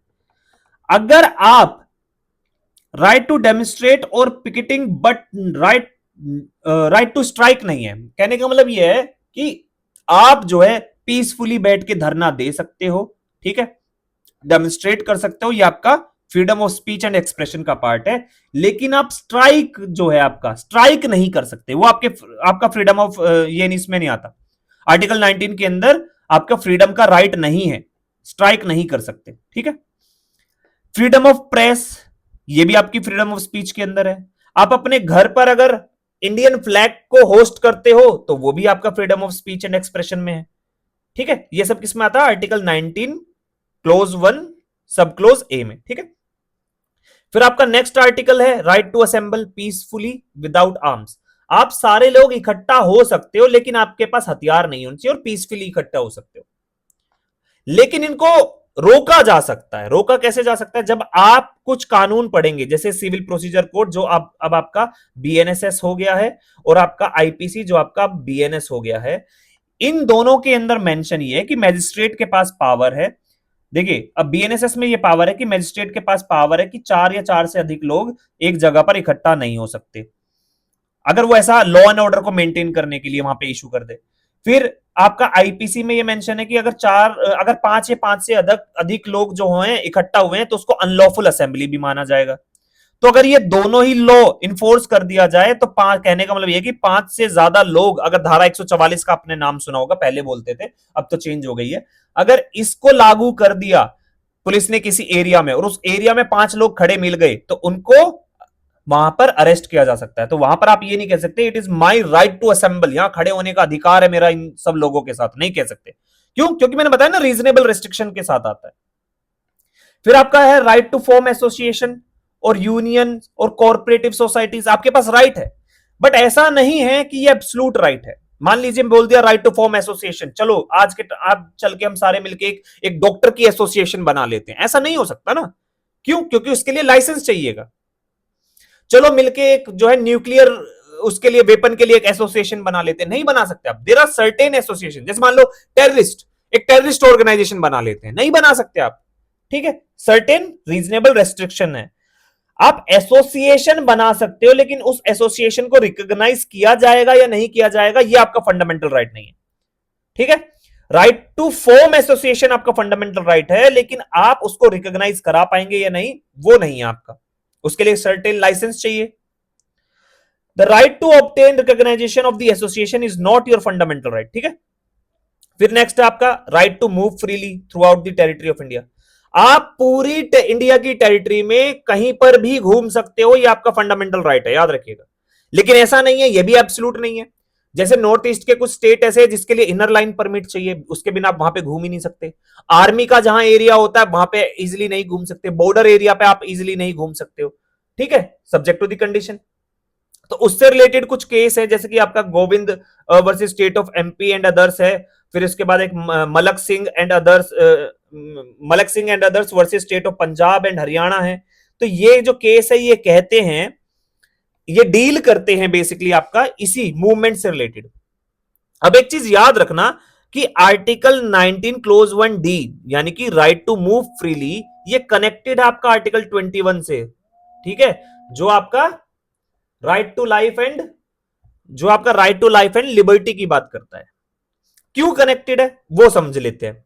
आर्टिकल 19 का क्लोज डी जो है ये बात करता है इंडिया के अंदर फ्रीली घूमने का, लेकिन आर्टिकल 21 आपका बात करता है इंडिया से बाहर घूमने का, यानी अब्रोड जाने का। सरकार आपको अब्रोड जाने से नहीं रोक सकती, अगर आपने कुछ इलीगल नहीं किया, सब कुछ लीगल है तो नहीं रोक सकती है, आप जा सकते हो, इट्स योर फंडामेंटल राइट। लेकिन इंडिया के अंदर घूमने का राइट आपको आर्टिकल 19 के अंदर मिलेगा, ठीक है।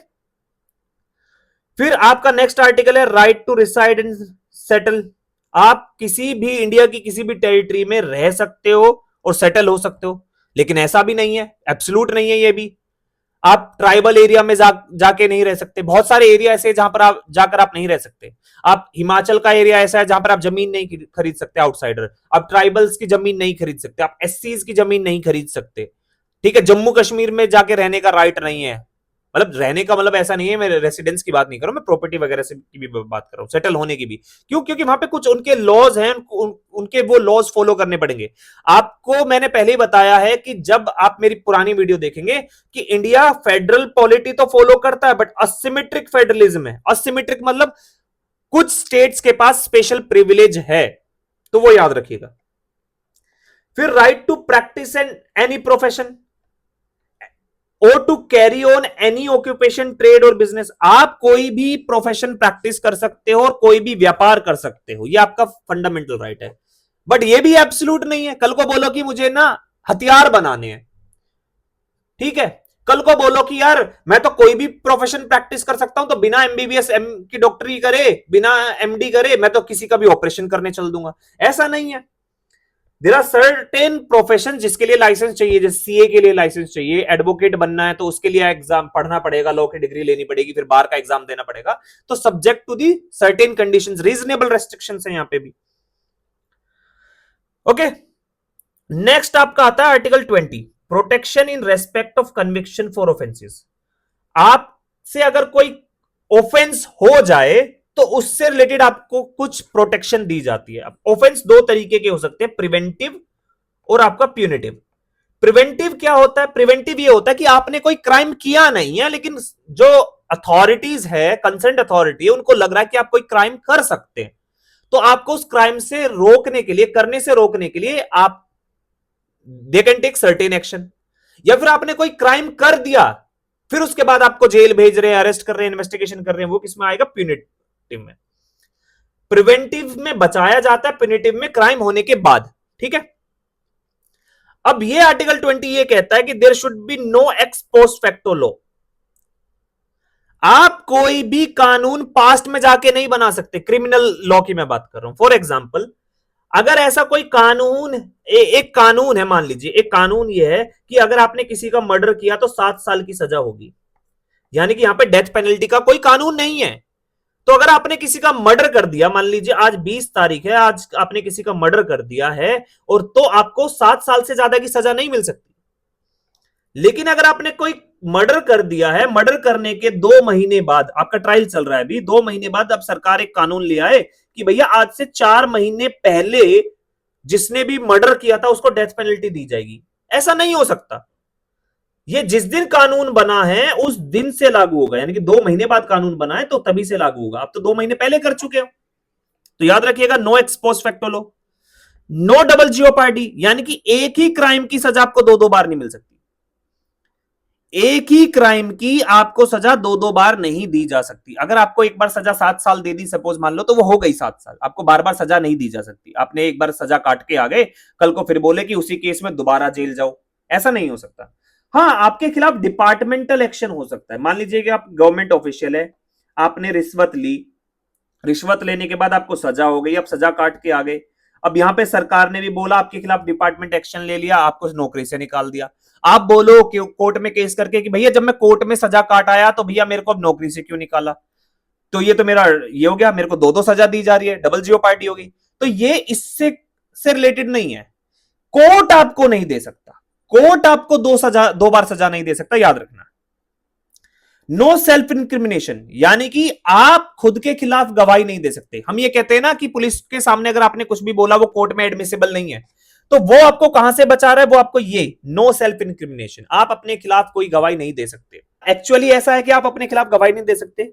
देखिए, मान लीजिए मैं हूं, मैंने मर्डर किया और मैं पुलिस वाले को जाके बोलूं कि भैया मैंने मर्डर कर दिया है, तो ये स्टेटमेंट मेरे खिलाफ कोर्ट में यूज नहीं हो सकती।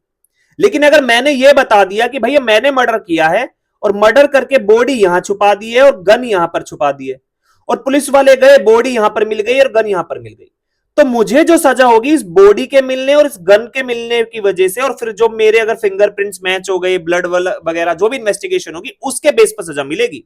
फिर भी ये स्टेटमेंट इंक्लूड नहीं होगी कि मैंने मर्डर किया है। ठीक है, ये आपको प्रोटेक्शन देता है ये वाला आर्टिकल। अब ये प्रोटेक्शन सिर्फ आपको एक चीज से नहीं देता कि आपने रिटर्न या ओरल दिया, ये आपको ओरल और एविडेंस और डॉक्यूमेंट्री एविडेंस दोनों से ही। ना ही आप अपने खिलाफ ओरल एविडेंस दे सकते, ना डॉक्यूमेंट्री एविडेंस दे सकते, याद रखना। इससे रिलेटेड आर्टिकल से रिलेटेड एक सेक्शन है, section 25 of Indian evidence act. अब ये इंडियन एविडेंस एक्ट बीएस से बन गया है, भारतीय साक्ष्य अधिनियम। ठीक है, इसको देख लेना, सेक्शन भी चेंज हो गया। ये था, ये सेक्शन ये कहता था कि पुलिस को दिया हुआ कन्फेशन कोर्ट में एडमिसिबल नहीं होगा। मान लीजिए आपने किसी का मर्डर किया, पुलिस थाने में ले गई, आपसे लिखवा लिया कि हाँ मैंने मर्डर किया है, ये वो एंड ऑल, आपने लिख दिया, साइन वाइन कर दिया, तो वो कोर्ट में एडमिसिबल ही नहीं है, मान्य ही नहीं है। ठीक है, याद रखना क्यों, क्योंकि वो आपको यह आर्टिकल पावर देता है, आपको प्रोटेक्ट करता है। अब इससे रिलेटेड इसको थोड़ा बाईपास करने के लिए गवर्नमेंट कुछ लॉ लेके आई थी, जैसे टाडा पोटा, ये दो कानून लेके आई थी। टाडा के अंदर यह था कि अगर आपने कन्फेशन दिया है एसपी रैंक के ऑफिसर तक, अगर S note below the rank of SP, ठीक है, एसपी रैंक के ऑफिसर या उससे ऊपर के ऑफिसर को अगर आपने कोई कन्फेशन दिया है तो वो कोर्ट में एडमिसिबल होगा। पोटा भी यही कहता था कि अगर आपने एसपी रैंक के ऑफिसर तक को कोई भी कन्फेशन दिया, स्टेटमेंट दी है, तो आपका कोर्ट में एडमिसिबल होगा। बट इसको बाद में लॉ को हटा दिया गया था, बंद कर दिए थे ये लॉ, याद रखना। ठीक है, तो आज के टाइम पर पुलिस को दी हुई गवाही कोर्ट में एडमिसिबल नहीं है। ठीक है, नेक्स्ट आता आपका आर्टिकल 21। आर्टिकल 21 बात करता है आपका protection of life and personal liberty की। ठीक है, लाइफ एंड पर्सनल लिबर्टी। अब इसकी एक्चुअल डेफिनेशन अगर आप पढ़ोगे ना, तो ये कहता है कि no person shall be deprived of his life और personal liberty except according to the procedure established by law. यानी कि किसी भी व्यक्ति को उसकी लाइफ और लिबर्टी से हटाया नहीं जा सकता, उससे ये चीजें छीनी नहीं जा सकती जब तक उसके लिए एक कानून ना बना हो, एक प्रोसीजर स्टेब्लिश बाय लॉ ना हो। ठीक है, याद रखिएगा। मैं ऑलरेडी बता चुका हूं कि प्रोसीजर स्टेब्लिश बाय लॉ हमने कहां से अडॉप्ट किया है, जापान से। तो प्रोसीजर स्टेब्लिश बाय लॉ जो है एक्सप्लिसिटली मेंशन है कॉन्स्टिट्यूशन के अंदर, लिखा है ये वर्ड प्रॉपर प्रॉपर। ठीक है, ये कहां से अडॉप्ट किया था, जापान से अडॉप्ट किया था।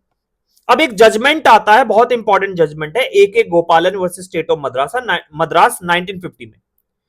वहां पर ये कहते हैं कि protection under article 21 available only against arbitrary execution of law, not from the arbitrary legislative actions, means procedure established by law. मतलब क्या कह रहे हैं वो, ये कह रहे हैं कि आर्टिकल 21 आपको सिर्फ तभी प्रोटेक्शन देता है जब एग्जीक्यूशन का टाइम आता है, ना कि लेजिस्लेशन का।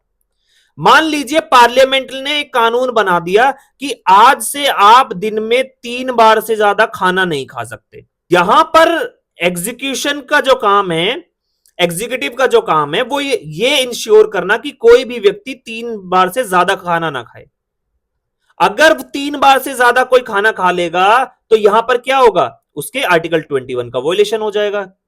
क्योंकि एग्जीक्यूटिव आर्बिट्रेरी लॉ तो बनाया जा सकता है, लेकिन आर्बिट्रेरी एग्जीक्यूशन नहीं किया जा सकता। एग्जीक्यूशन वही होगा जो लॉ में है, लिखा हुआ है। लेकिन इसके बाद एक बहुत इंपॉर्टेंट चीज आती है कि ये जो प्रोसीजर स्टेब्लिश बाय लॉ था, ये बहुत निगेटिव था। कल को जुडिशियरी चाहे तो वो कुछ भी बोल सकती है कानून के जरिए, सॉरी जो पार्लियामेंट है वो कुछ भी बोल सकती है कानून के जरिए। तो यहां पे जुडिशियरी ने क्या काम किया, वो एक कॉन्सेप्ट इंट्रोड्यूस किया, ड्यू प्रोसेस ऑफ लॉ। ये कॉन्स्टिट्यूशन में कहीं मेंशन नहीं है, इंप्लिसिट मीनिंग है ये। ड्यू प्रोसेस ऑफ लॉ का मतलब क्या है, मतलब अगर कोई भी आर्बिट्रेरी लॉ बनाया है लेजिस्लेचर ने, तो जुडिशियरी उस लॉ को चेक करेगी, और अगर उसमें कुछ भी गलत मिलेगा तो उसको हटा देगी। और जब वो चीज हटा दी तो फिर जो बचा हुआ है वो इंप्लीमेंट करेगा एग्जीक्यूटिव। तो याद रखना, ड्यू प्रोसेस ऑफ लॉ जो है वो एडॉप्ट किया था यूएसए से, और इसका मेन कॉन्सेप्ट क्या था, इसका मेन कॉन्सेप्ट था fair, just and not arbitrary law. कोई भी कानून जो बना रहे हो वो फेयर होना चाहिए, जस्ट होना चाहिए, और आर्बिट्रेरी नहीं होना चाहिए। और ये आया कब था, ये कैसे इंट्रोड्यूस हुआ था, ये हुआ था मेनका गांधी के जजमेंट में। सुप्रीम कोर्ट ने टर्न डाउन कर दिया ए के गोपालन का जजमेंट, जो ऊपर ये 1950 में आया था। सुप्रीम कोर्ट ने बोला ऐसा नहीं है, ऐसे तो पार्लियामेंट के पास कोई भी पावर आ जाएगी, ऐसे तो पार्लियामेंट चाहेगा कल को बोल देगा कि 10 साल से ज्यादा कोई जिंदा नहीं रहेगा, जैसे ही 10 साल का होगा उसको फांसी लगा दी जाएगी। तो क्या उसको फांसी लगा दोगे आप नहीं लगा सकते। क्यों, क्योंकि राइट टू लाइफ है उस व्यक्ति के पास। अगर उस व्यक्ति ने कुछ गलत किया ही नहीं है तो 10 साल की उम्र में उसको क्यों मरना। तो there is a due process of law. अगर कानून बनाते समय आपने उस कानून को फेयर और जस्ट नहीं रखा, और आर्बिट्रेरी कानून अगर आपने कुछ भी बनाया, तो हम क्या काम करेंगे, उसको स्ट्राइक डाउन कर देंगे। क्यों, क्योंकि वो आपके आर्टिकल 21 आपके फंडामेंटल राइट्स का वोलेशन कर सकता है। तो याद रखना, right to life and personal liberty can be deprived only by that law that is fair, reasonable and just. आपकी right to life and personal liberty सिर्फ उसी कानून से छीनी जा सकती है जो आपका फेयर हो, रीजनेबल और जस्ट हो। ऐसा नहीं है किसी भी कानून से छीनी जा सकती है। तो यहां पर इस तरीके के जो जजमेंट्स आए हैं, धीरे धीरे उन्होंने क्या काम करा, पार्लियामेंट की पावर जो है उसको लिमिट कर दिया, रेस्ट्रिक्ट कर दिया। और इसी वजह से मैंने आपको पहले बताया था कि जो हम बोलते हैं ना चेक्स एंड बैलेंसेस, तो जब भी आप आंसर लिखो चेक्स एंड बैलेंसेस में, आप वो ऐसे जजमेंट्स को कोट कर सकते हो। तो यहां पर इंट्रोड्यूस कर दिया ड्यू प्रोसेस ऑफ लॉ, और protection they the against the arbitrary execution and legislation of law. ना ही आप कोई कानून बना सकते, वो कानून अगर आप बना रहे हो तो वो फेयर, रीजनेबल और जस्ट होना चाहिए, और जब आप उसको एग्जीक्यूट कर रहे हो तो वो भी आपका फेयर और रीजनेबल और जस्ट होना चाहिए। याद रखिएगा, ठीक है। अब जो लिबर्टी है, फ्रीडम का मतलब क्या, लिबर्टी। जो लिबर्टी है आपको, वो आपको क्या प्रोवाइड कराती है, वो आपको अपॉर्चुनिटी प्रोवाइड कराती है to develop oneself fully. अगर आपको आजादी दी जाएगी तभी तो आप अपने आप को फुली डेवलप कर सकते हो, ठीक है। अब इसके अंदर ना आर्टिकल 21 के अंदर बहुत सारे जजमेंट आए हैं, उन जजमेंट्स के थ्रू इस आर्टिकल 21 की डेफिनेशन को ब्रॉड किया गया, बहुत सारी चीजें इंक्लूड की गई, जैसे right to water, right to education, right to clean air, right to food, ठीक है, सब चीज। तो ये जो आर्टिकल 21 है, ये आपका प्रोटेक्ट करता है राइट को, कौन से, टू ट्रैवल अब्रोड। किस केस में आया था, मेनका गांधी वाले में, ठीक है। मेनका गांधी वाले जजमेंट में ये कहा गया था कि आप जो है फॉरेन ट्रैवल कर, क्योंकि ऐसा हुआ था कि जो मेनका गांधी थी उनका पासपोर्ट सीज कर लिया था, तो इन्होंने चैलेंज कर दिया था इस चीज को, उसके बाद ये जजमेंट आया था। और आया था कब था, 1978 में। याद रखना ये सब ईयर इंपॉर्टेंट है, क्योंकि इससे पहले 1973 में क्या आ चुका है, केशवनंद भारती केस, ठीक है। राइट टू शेल्टर, ये भी आपका आर्टिकल 21 के अंदर right to life and liberty का पार्ट है, राइट टू लाइफ का है basically right to shelter. Right to marry of one's choice, मुझे अपनी पसंद की शादी करना, ये मेरा फंडामेंटल राइट है आर्टिकल 21 के अंदर। ऐसा नहीं है कि मेरे पेरेंट्स मुझ पे जोर जबरदस्ती कर सकते हैं, नहीं, वो मेरे फंडामेंटल राइट को वॉयलेट कर देंगे। ये किस केस में आया था, Lata Singh versus state of UP, 2006 में ये जजमेंट आया था। और सबसे इंपॉर्टेंट, सबसे रीसेंट है आपका right to privacy. Right to privacy का जो जजमेंट है ये आपका आया था जस्टिस के S Puttaswamy and others versus union of India के केस में। तो राइट टू प्राइवेसी बहुत इंपॉर्टेंट है। अभी 1 अप्रैल 2026 से इनकम टैक्स लॉ स्टार्ट हो जाएगा, नया इन्फोर्स हो जाएगा। अब वो जैसे इन्फोर्स होगा कोर्ट में चैलेंज होगा, क्यों, क्योंकि उसके अंदर एक डेफिनेशन आई है वर्चुअल प्लेस की, वर्चुअल प्लेस, डिजिटल प्लेस करके एक वर्ड है। वो ये कहता है कि वो अब गवर्नमेंट के पास पावर होगी, इनकम टैक्स डिपार्टमेंट के पास पावर होगी आपके कोई भी मैसेज पढ़ने की, चाहे वो आपका इंस्टाग्राम हो, स्नैपचैट हो, चाहे वो आपका जीमेल हो, कोई भी आप वो मैसेज पढ़ सकते हैं। तो यानी कि वो आपके राइट टू प्राइवेसी को ब्रीच करेगा। और ये क्या है, ये फिर कानून क्या है, फेयर, रीजनेबल और जस्ट नहीं होगा। तो इस वजह से यहां पर आपकी प्राइवेसी से रिलेटेड यहां पे चैलेंज होगा। नाउ अब क्या हुआ था, ये जो राइट आर्टिकल 21 है ना, आर्टिकल 21 में एक जजमेंट में सुप्रीम कोर्ट ने ये कहा था कि देखिए, जो राइट टू एजुकेशन है ना, वो राइट टू लाइफ का पार्ट है। अगर किसी को अच्छी शिक्षा नहीं मिलेगी तो अच्छा जीवन कैसे जिएगा। जिसको देखते हुए कुछ टाइम बाद एक कॉन्स्टिट्यूशन में अमेंडमेंट किया गया, 86 कॉन्स्टिट्यूशनल अमेंडमेंट एक्ट 2002, और आर्टिकल 21A कॉन्स्टिट्यूशन में इंसर्ट किया गया था as a right to education. तो याद रखिएगा, ये जो अमेंडमेंट था ना, इसने फंडामेंटल राइट्स, डीपीएसपी और फंडामेंटल ड्यूटीज तीनों के अंदर कॉन्स्टिट्यूशनल अमेंडमेंट किया था, ठीक है। तो फंडामेंटल राइट्स में आर्टिकल 21A डाला था, डीपीएसपी का भी मैं आपको बता देता हूं।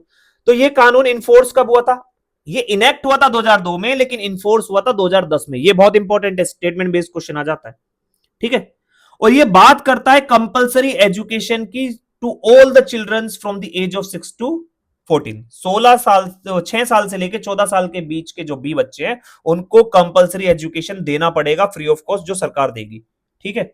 हाँ, थोड़ी सी फीस वगैरह हल्की सी चार्ज कर सकते हैं, बट बहुत मिनिमम होनी चाहिए, क्योंकि वो फिर राइट टू एजुकेशन का मोटिव भी खत्म हो जाएगा। तो सरकार की जिम्मेदारी है उसको प्रोवाइड कराना। और डीपीएसपी के अंदर आर्टिकल 45 मेंशन किया था पार्ट 4 में, ये कहता है free and compulsory education for children below the age of 6, ठीक है। फंडामेंटल राइट 6 से 14 की बात करता है, और डीपीएसपी बिलो द 6 की बात करता है। और एक डाला था आपका फंडामेंटल ड्यूटीज के अंदर, that it shall be the duty of every citizen of India to provide opportunities for education to his child और ward between the age of 6 and 14 years, ठीक है। अब जो फंडामेंटल राइट है 6 to 14 का, ये कैसे आएगा भाई, सरकार को कैसे पता चलेगा, उसके लिए ड्यूटी बना दी। अगर आपको राइट दिया है तो आपकी ड्यूटी भी है। तो ये ड्यूटी है हर पेरेंट की कि अपने बच्चे को जो 6 से 14 साल के बीच है उसको स्कूल भेजे। जब वो स्कूल भेजेगी तो वो फिर वो ड्यूटी है स्टेट की, वो ड्यूटी है स्टेट की कि उसको ये एजुकेशन प्रोवाइड करानी पड़ेगी इन बच्चों को। ठीक है, तो तीनों के अंदर है। आर्टिकल है उसका आर्टिकल 51 क्लोज ए सब क्लोज के। ठीक है, अब आर्टिकल 22, आर्टिकल 22 कहता है protection against arrest and detention. अब देयर आर टू थिंग, जैसे मैंने पहले बताया था, एक प्रिवेंटिव होता है, एक प्यूनिटिव होता है। अगर आपका प्रिवेंटिव है तो उसको डिटेंशन कहते हैं, अगर आप प्यूनिटिव है तो वहां पर अरेस्ट होता है। ठीक है, प्यूनिटिव डिटेंशन क्या होता है? जहां पर आपको बचाया जाए, यानी कि आप कोई क्राइम ना कर दे। जब भी ऐसा कुछ होगा, अगर आपको अरेस्ट कर रहे हैं प्यूनिटिव डिटेंशन में, सॉरी ये मैंने आपको प्रिवेंटिव बता दिया, प्यूनिटिव में जब होता है जब आप क्राइम कर ले, क्राइम करने के बाद अगर आपको अरेस्ट किया जाएगा तो पुलिस को क्या क्या करना पड़ेगा, आपको ग्राउंड्स बताने पड़ेंगे कि आपको किस ग्राउंड पे अरेस्ट कर रहे हैं, आपने ऐसा करा क्या है जिसके लिए हम अरेस्ट कर रहे हैं। ये आपका फंडामेंटल राइट है। आपको right to consult and to be defended by legal practitioner, ये आपका राइट है कि आप किसी भी लीगल प्रैक्टिशनर यानी कि वकील जिसको हम कहते हैं उससे कंसल्ट करें और वो आपको डिफेंड करे। आप देखें, इन्हीं राइट्स की वजह से, इन्हीं फंडामेंटल राइट्स की वजह से फ्री लीगल एड जैसी चीज आई है। क्यों? क्योंकि अगर फ्री लीगल एड नहीं होगा तो हर किसी के पास वकील नहीं होता ना यार, पैसा नहीं होता उसके पास कि वो वकील हायर कर सके। ठीक है, तीसरी चीज यह है कि जैसे ही वो व्यक्ति अरेस्ट होगा, अरेस्ट होने के 24 घंटे के अंदर अंदर उसको मैजिस्ट्रेट के सामने पेश करना पड़ेगा। अब there are two types of magistrate, याद रखना, एक एग्जीक्यूटिव मैजिस्ट्रेट होता है, एक जुडिशियल मैजिस्ट्रेट होता है। जुडिशियल मैजिस्ट्रेट जुडिशरी का पार्ट होता है और एग्जीक्यूटिव मैजिस्ट्रेट सरकार का होता है। जैसे एसडीएम, एसडीएम एक एग्जीक्यूटिव मैजिस्ट्रेट है, एडीएम, डीएम, ये सब क्या है? एग्जीक्यूटिव मैजिस्ट्रेट है। तो यहां पर एग्जीक्यूटिव मैजिस्ट्रेट की बात नहीं, यहां पर जुडिशियल मैजिस्ट्रेट की बात हो रही है। लेकिन इस 24 घंटे में एक्सक्लूड किया गया है कौन सा टाइम? वो टाइम जो जर्नी है, जर्नी टाइम को एक्सक्लूड किया है। मान लीजिए केरला से आपको अरेस्ट किया है और यूपी में आपको पेश करना है, क्योंकि आपके अगेंस्ट जो एफआईआर हुई है वो यूपी में हुई है, तो केरला से यूपी तक लाने में ही बहुत टाइम लग जाएगा। तो इसलिए वो जर्नी टाइम एक्सक्लूड किया है। जैसे ही वो यूपी के किसी थाने में आ जाएगा, वहां से आपका 24 घंटे स्टार्ट होगा। ठीक है, अब याद रखना ये वाला जो राइट है 24 घंटे वाला, ये एप्लीकेबल नहीं होता किसी भी एनिमी एलियन पे। एनिमी एलियन मतलब कोई पाकिस्तानी पकड़ा गया फॉर एग्जांपल, ऐसे कंट्रीज जो हमारे दुश्मन है, इंडिया के दुश्मन है वो। ठीक है, ठीक है। और प्रिवेंटिव डिटेंशन में लागू नहीं होता। अगर आपको प्रिवेंटिव डिटेंशन के अंदर अरेस्ट किया है तब आपका यहां पर आर्टिकल 22 के अंदर ये वाला लागू नहीं होगा कि 24 घंटे के अंदर मजिस्ट्रेट के सामने पेश करना है। तो यहां पर आप क्या कर सकते हैं? तो यहां पर आप आर्टिकल 32 का यूज कर कर हीबस कॉर्पस रिट लगा सकते हैं सुप्रीम कोर्ट में, या 226 का यूज करके हाई कोर्ट में, कि भैया देखो इलीगली डिटेन किया है मुझे। अब कोर्ट बुलाएगा अपने सामने, कोर्ट पूछेगा कि क्यों किया है। ठीक है, तो वो याद रखना। अगर किसी भी पुलिस वाले ने बिना एफआईआर के आपको अरेस्ट कर लिया है तो आप उस टाइम पर बेल के लिए नहीं जाते। बिना एफआईआर के लिए के अरेस्ट हो गया तो आप उसके लिए जाएंगे सीधा सीधा हाई कोर्ट या सुप्रीम कोर्ट हीबस कॉर्पस की रिट लगाने। लेकिन अगर आपके अगेंस्ट एफआईआर हो गई है तब आपको अरेस्ट किया है, तब तो आपको फिर मजिस्ट्रेट के पास जाना पड़ेगा बेल के लिए। ठीक है, तो याद रखना, so right to be released after 24 hours unless the magistrate authorise the further detention.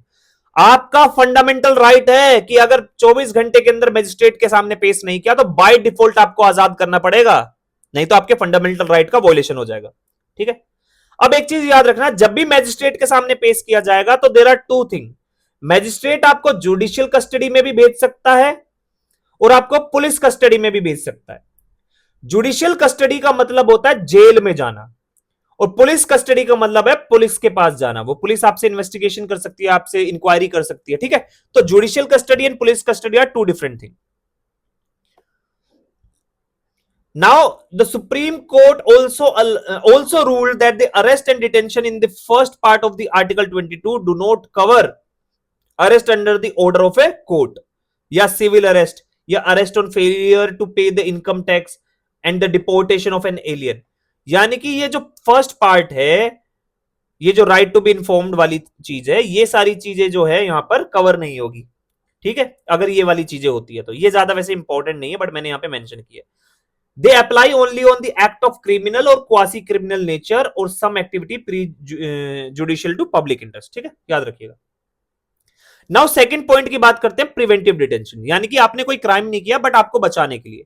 ये दोनों पे लागू होता है, ठीक है, सिटीजन पे भी और एलियन पे भी। कोई मान लो विदेशी इंडिया में रह रहा है तो उसके लिए भी यूज हो सकता है। जब भी आपको प्रिवेंटिव डिटेंशन के अंदर डिटेन किया जाएगा तो वो डिटेंशन आपका 3 महीने से ज्यादा नहीं हो सकता। एक बार में 3 महीने से ज्यादा नहीं हो सकता, आपको रिलीज करना पड़ेगा। अगर आपका 3 महीने से ज्यादा हो रहा है तो उसके लिए एक एडवाइजरी बोर्ड कॉन्स्टिट्यूट किया जाएगा। वो एडवाइजरी बोर्ड किसका होगा? हाई कोर्ट के जजेस का होगा, और तब वो जाकर यहां पर इसको एक्सीड कर सकते हैं, उसको बोल सकते हैं कि ठीक है एक्सटेंशन की जरूरत है। जैसे मान लो 370 हटाया था तो कितने लोगों को डिटेन किया था? बहुत लोगों को घर पे हाउस अरेस्ट कर दिया था। ठीक है, तो ये सब चीजें। The grounds of detention should be communicated to the detenu and however the facts considered to be against the public interest need not to be disclose. अगर आप किसी को भी प्रिवेंटिव डिटेंशन के अंदर डाल रहे हैं तो आपको बताना पड़ेगा कि आप उसको क्यों डाल रहे हो, लेकिन उसके माइनर माइनर छोटी छोटी डिटेल बताने की जरूरत नहीं है, क्योंकि पब्लिक इंटरेस्ट का मैटर हो सकता है, दंगे हो सकते हैं। अगर आपने उसको बता दिया, उसने फोन कर दिया किसी और को, तो वो चीजें आपको नहीं बतानी, क्योंकि वो बता सकते हैं कि देखो पुलिस को पता चल गया, यहां मत जाना, ये मत करना। ठीक है, तो ये याद रखना। The detenue should be afforded an opportunity to make a representation against the detention order. अब ये जो डिटेंशन ऑर्डर है इसके अगेंस्ट उसके पास पावर है कि भैया उसके अगेंस्ट क्या काम कर सकता है, एक अपने आप को रिप्रेजेंट कर सकता है। कैसे करेगा? जैसे मैंने आपको बताया ना, आर्टिकल 32 के अंदर या 226 के अंदर हिबस कॉर्पस रिट लगा सकता है सुप्रीम कोर्ट में या हाई कोर्ट में। ठीक है, and the rule of presentation within 24 hours to the magistrate is not applicable here. क्यों? क्योंकि ये सिर्फ उस केस में होता है जिसमें क्राइम हुआ हो। ठीक है, अब इससे रिलेटेड प्रिवेंटिव डिटेंशन से रिलेटेड एक क्या कहते हैं लॉ आया था, जिसको हम कहते हैं Misa, maintenance of internal security act 1971 में। ठीक है, और मैं आपको बता दूं 1967 से लेके 1977 तक यहां पर इंदिरा गांधी प्राइम मिनिस्टर थी। तो इंदिरा गांधी के द्वारा आता है for indefinite period of preventive detention. वो ये कहती है अगर किसी को प्रिवेंटिव डिटेंशन में डालेंगे तो इंडेफिनेट पीरियड तक जा सकता है। 1971 का वही टाइम है जब इंडिया का पाकिस्तान के साथ वॉर हुआ था। ठीक है, वर्ल्ड में भी बहुत सारी चीजें चल रही थी। ठीक है, कोल्ड वॉर चल रहा था, तो बहुत इंपॉर्टेंट चीजें। मैंने बताया हर बार मैं यही कह रहा हूं, आपको वर्ल्ड पॉलिटिक्स और इंडिया का साथ साथ समझना पड़ेगा, तभी जाके मजा आएगा। अब याद रखना, पार्लियामेंट और स्टेट लेजिस्लेचर दोनों ही प्रिवेंटिव डिटेंशन पर कानून बना सकते हैं। ठीक है, इन देयर रेस्पेक्टिव लिस्ट। अब मीसा से रिलेटेड एक और केस है कि यहां पर ना ये कहा जाता है कि इस कानून का यूज करके ना जो लालू प्रसाद यादव है उन सबको जेल में डाल दिया था। फिर उसने अपनी जो बेटी का नाम है वो मीसा रखा था कि वो कांग्रेस से बदला लेंगे। क्यों? मीसा भारती नाम सुना है ना, तो इसी वजह से ये मीसा वर्ड बहुत ज्यादा वो है। ठीक है, अब आर्टिकल 23, नेक्स्ट आर्टिकल आता है आर्टिकल 23। आर्टिकल 23 ये कहता है कि there is a prohibition of traffic in human beings and force labour. आप ह्यूमन ट्रैफिकिंग नहीं कर सकते और फोर्स लेबर जबरदस्ती बिना उसकी मर्जी के, बिना उसकी अच्छी इच्छा के फोर्स लेबर नहीं करा सकते। तो ये जो याद रखना, भीख मांगना, प्रोस्टिट्यूशन, ठीक है, ये सब किसके अंदर प्रोटेक्शन मिलती है? आर्टिकल 23 के।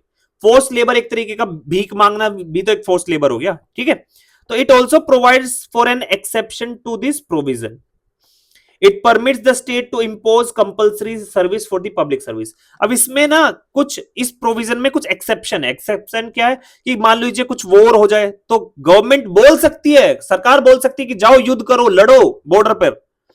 ठीक है, तो वो ये नहीं कह सकता मेरा आर्टिकल 23 का वॉयलेशन है क्योंकि ये फोर्स लेबर है। ऐसा नहीं, क्योंकि पब्लिक सर्विस में आपको बोला जा सकता है। ठीक है, पब्लिक सर्विस के लिए आपको बोला जा सकता है, ये एक एक्सेप्शन यानी कि रीजनेबल रेस्ट्रिक्शन है। फिर आता आपका आर्टिकल 24। तो मैंने आपको बता दिया आर्टिकल 14 से लेके 18 इक्वालिटी हो गया, 19 से लेके 22 आपका फ्रीडम हो गया, और 23 से 24 आपका हो गया राइट अगेंस्ट एक्सप्लॉयटेशन। तो ये human traffic, force labour, exploitation ही तो हो रहा है, उससे प्रोटेक्शन प्रोवाइड करा रहा है। तो आर्टिकल 24 कहता है prohibition of employment of children in factories. Factories के अंदर बच्चों का काम करना प्रोहिबिटेड है। कानून ये कहता है कि no child below the age of 14 year, 14 साल से नीचे का कोई भी व्यक्ति फैक्ट्री में, माइंस में, इन सब में काम नहीं करेगा, किसी भी हैजार्डियस एम्प्लॉयमेंट में काम नहीं करेगा। तो ये अगेन एक्सप्लोइटेशन से आपको बचा रहा है 23 और 24। ये ना एक बहुत ही वो है कानून, जब भी सरकार मना करती है ना, इसको क्रिटिकली समझने की कोशिश करो। सरकार ये जब भी कहती है ना 18 साल से कम का बच्चा कोई भी नौकरी नहीं कर सकता, ये सबसे ज्यादा इंपैक्ट डालता है गरीब बच्चों पर। क्यों डालता है? किसी के फैमिली में मां बाप नहीं है, या मान लो मां बाप बीमार हैं, या मान लो कुछ भी इंसिडेंट हो गया, अब छोटे छोटे बच्चे हैं, वो क्या करेंगे? सरकार के पास इतना फंड तो होता नहीं है कि भैया उनको घर में बैठा के खिला देगी, उस बच्चे को बाहर जाके काम करना पड़ेगा। बहुत सारे लोग हैं कि उनको ऐसा होता है कि उनको बोले कि बच्चा ठीक है तू पढ़ भी ले और थोड़ा सा काम भी कर लियो मेरे साथ, जैसे मान लो गोलगप्पे बेचना हो गया, छोटी मोटी चीजें जो हैजार्डियस नहीं है, इजी काम है, बच्चे कर सकते हैं। लेकिन कुछ लोगों को ऐसी चुल मचती है ना कि ओहो नो नो, हम बच्चों को काम नहीं करने देंगे। अरे काम करना है या नहीं करना, उससे पहले उस घर की परिस्थिति देखो, उसके उसके घर जाके चेक करो कि वो बच्चा मजबूरी में कर रहा है या उससे जबरदस्ती कराया जा रहा है। अगर मजबूरी में कर रहा है तो आप उसके पीछे क्यों पड़े हुए? आप उसको और ज्यादा गरीबी में धकेल रहे हो, आप उसको और ज्यादा क्राइम्स में धकेल रहे हो। बच्चा चोरी करेगा फिर, एटलीस्ट ईमानदारी से कमाएगा तो सही पहले, ठीक है? तो बहुत क्रिटिकल है, आपको समझना पड़ेगा ये सब। फिर आर्टिकल 25, आर्टिकल 25 से 28 आएगा आपका फंडामेंटल राइट्स। आर्टिकल 25 कहता है freedom of conscience and free profession, practice and propagation of religion. यानी कि फ्रीडम ऑफ कॉन्साइंस, ये सीधा सीधा पूछ लेता है फ्रीडम ऑफ कॉन्साइंस किस आर्टिकल में? 25 में। फ्रीडम ऑफ कॉन्साइंस क्या है? फ्रीडम ऑफ कॉन्साइंस ये है कि भैया मैं एज ए व्यक्ति, मेरे अंदर इतनी खुद के अंदर समझ है, मैं ये समझ सकता हूं कि मेरे लिए कौन सा धर्म अच्छा है। अगर मैं सपोज मान लीजिए किसी एक धर्म में हूं और मेरे को वो धर्म अच्छा नहीं लग रहा, मेरे को दूसरा लग रहा है, तो वो मैं मान सकता हूं, ये मेरे फ्रीडम ऑफ कॉन्साइन है। और इस फ्रीडम ऑफ कॉन्साइन के बेस पर मैं उसको प्रोफेस कर सकता हूं, उसको प्रैक्टिस कर सकता हूं और उसका प्रचार भी कर सकता हूं, प्रोपगेट कर सकता हूं। ये मेरे को फंडामेंटल राइट है। अगर कोई भी व्यक्ति फोर्सफुल कन्वर्जन करता है, फोर्सफुल कन्वर्जन का मतलब चाहे मैन्युपुलेट करके हो, चाहे लालच देकर हो, कुछ भी हो, वो सब फोर्सफुल कन्वर्जन में आएगा। तो आपकी इस फ्रीडम ऑफ कॉन्साइन का वो वॉयलेशन कर रहा है। तो आपने देखा ना, धर्म आपका आजकल बहुत चलता है यहां इंडिया में। जिनको कॉन्स्टिट्यूशन नहीं पता, ये सब नहीं पता, वो तो फालतू की उल्टी सीधी बकवास करते रहते हैं, ठीक है? तो फ्रीडम ऑफ कॉन्साइन है। मान लीजिए कि बोल दिया मेरे से शादी कर लो, शादी करने के लिए धर्म परिवर्तन कर लो, या शादी करने के बाद बोलो कि अब तो धर्म परिवर्तन करना पड़ेगा, ये सब वॉयलेशन है फ्रीडम ऑफ कॉन्साइन का। ये सब फोर्सफुल कन्वर्जन की डेफिनेशन में आता है, ठीक है? अब आपको फ्रीडम जो है आर्टिकल 25 के अंदर तभी मिलेगी, क्यों? क्योंकि ये subject to public order, morality और हेल्थ है। ऐसा नहीं है कि ये एब्सोल्यूट है, ये आपसे छीना जा सकता है। Subject to the public order, morality और हेल्थ। जैसे कोविड का टाइम आया था, तो कोविड के टाइम पर सब मंदिर, मस्जिद, गुरुद्वारे सबका जाना बंद कर दिया था, तो वो ये नहीं कह सकता आप मेरा आर्टिकल 25 का वॉयलेशन कर रहे हो। ओके? क्यों? क्योंकि ये subject to the public order, health and morality है। तो उस टाइम पे हेल्थ इशू हो गया था बहुत ज्यादा। And other provisions relating to the fundamental rights, और भी फंडामेंटल राइट्स के कुछ प्रोविजंस है, उनके बेस पर भी आपको रोका जा सकता है। अब याद रखना, ये जो एक वर्ड आता है हिंदू वर्ड, हिंदू वर्ड में जैन, सिख और बुद्धिस्ट, ये तीनों इंक्लूड होते हैं। जैन भी हिंदू है, सिख भी हिंदू है और बुद्धिस्ट भी हिंदू है, ठीक है? फिर नेक्स्ट आता है आपका आर्टिकल 26। आर्टिकल 26 ये कहता है कि आपके पास फ्रीडम है to manage your religious affair. आपके जो भी रिलीजियस अफेयर है, इनको आप मैनेज कर सकते हो, it's your fundamental right. But again subject to the public order, morality और हेल्थ। वही सेम कोविड वाला एग्जांपल, ठीक है? सुप्रीम कोर्ट ने केस में यह कहा था कि that a religious denomination must satisfy 3 condition. अगर आप तभी तो मैनेज करोगे, अगर आप कोई रिलीजियस डिनोमिनेशन है उसी को तो मैनेज करोगे। मान लो एक चर्च है तो चर्च को मैनेज करोगे, गुरुद्वारा है तो गुरुद्वारे को मैनेज करोगे। तो कोर्ट ने बोला कि हम किसको मानेंगे इस 26 के अंदर? कोर्ट ने कहा it should be a collection of individuals who have a system of belief. एक इंडिविजुअल्स का कलेक्शन होना चाहिए जिनका कुछ बिलीफ हो, सिस्टम ऑफ बिलीफ हो, which they regard as a conducive to their spiritual wellbeing, जो वो सब मानते हो कि यही हमारा जो है एक तरीके का धर्म है, ठीक है? Now it should have a common organisation. इन सब का एक कॉमन ऑर्गेनाइजेशन होना चाहिए, ठीक है? एक कॉमन ऑर्गेनाइजेशन, और इस कॉमन ऑर्गेनाइजेशन का ये सब पहले वाली कंडीशन होनी चाहिए। फिर और it should be designated by A distinctive name, इसका एक पर्टिकुलर नाम भी होना चाहिए। ठीक है, तो ये याद रखिएगा। नाउ आर्टिकल 25 जो है वो इंडिविजुअल्स पर लागू होता है और आर्टिकल 26 वो एक सेक्शन पे लागू होता है। ठीक है, मतलब अगर किसी एक सिंगल व्यक्ति का राइट वॉयलेट होगा तो वहां पर आर्टिकल 25 की प्रोटेक्शन है उसके पास। लेकिन अगर मान लीजिए ये एक सिंगल व्यक्ति बोले कि मैं अपना रिलीजियस मैन अफेयर जो है मैनेज करना चाहता हूं, वो आर्टिकल 26 में नहीं कर सकता, क्योंकि उसके लिए कलेक्शन ऑफ इंडिविजुअल्स होना चाहिए, काफी सारे लोग, यानी कि एक पर्टिकुलर सेक्शन होना चाहिए। 10 लोग भी हो सकते हैं, 20 भी हो सकते हैं, 1000 भी हो सकते हैं, लेकिन एक सिंगल इंडिविजुअल राइट पे एप्लीकेबल नहीं होगा। इंडिविजुअल राइट पे आर्टिकल 25 एप्लीकेबल होगा, 26 सेक्शंस पे होगा। ठीक है, नाउ आर्टिकल 27। आर्टिकल 27 कहता है freedom from taxation for promotion of religion. अगर आप रिलीजन को प्रमोट कर रहे हैं तो उसके लिए आपको कोई टैक्स नहीं देना। ठीक है, बट अगेन यहां पर टैक्स के लिए मना है, लेकिन आपसे फीस चार्ज की जा सकती है। मान लीजिए कोई भी फीस आपसे ले ली, रजिस्ट्रेशन की फीस हो सकती है, कोई भी फीस हो सकती है। ठीक है, वो आपसे ली जा सकती है, टैक्स नहीं लिया जा सकता।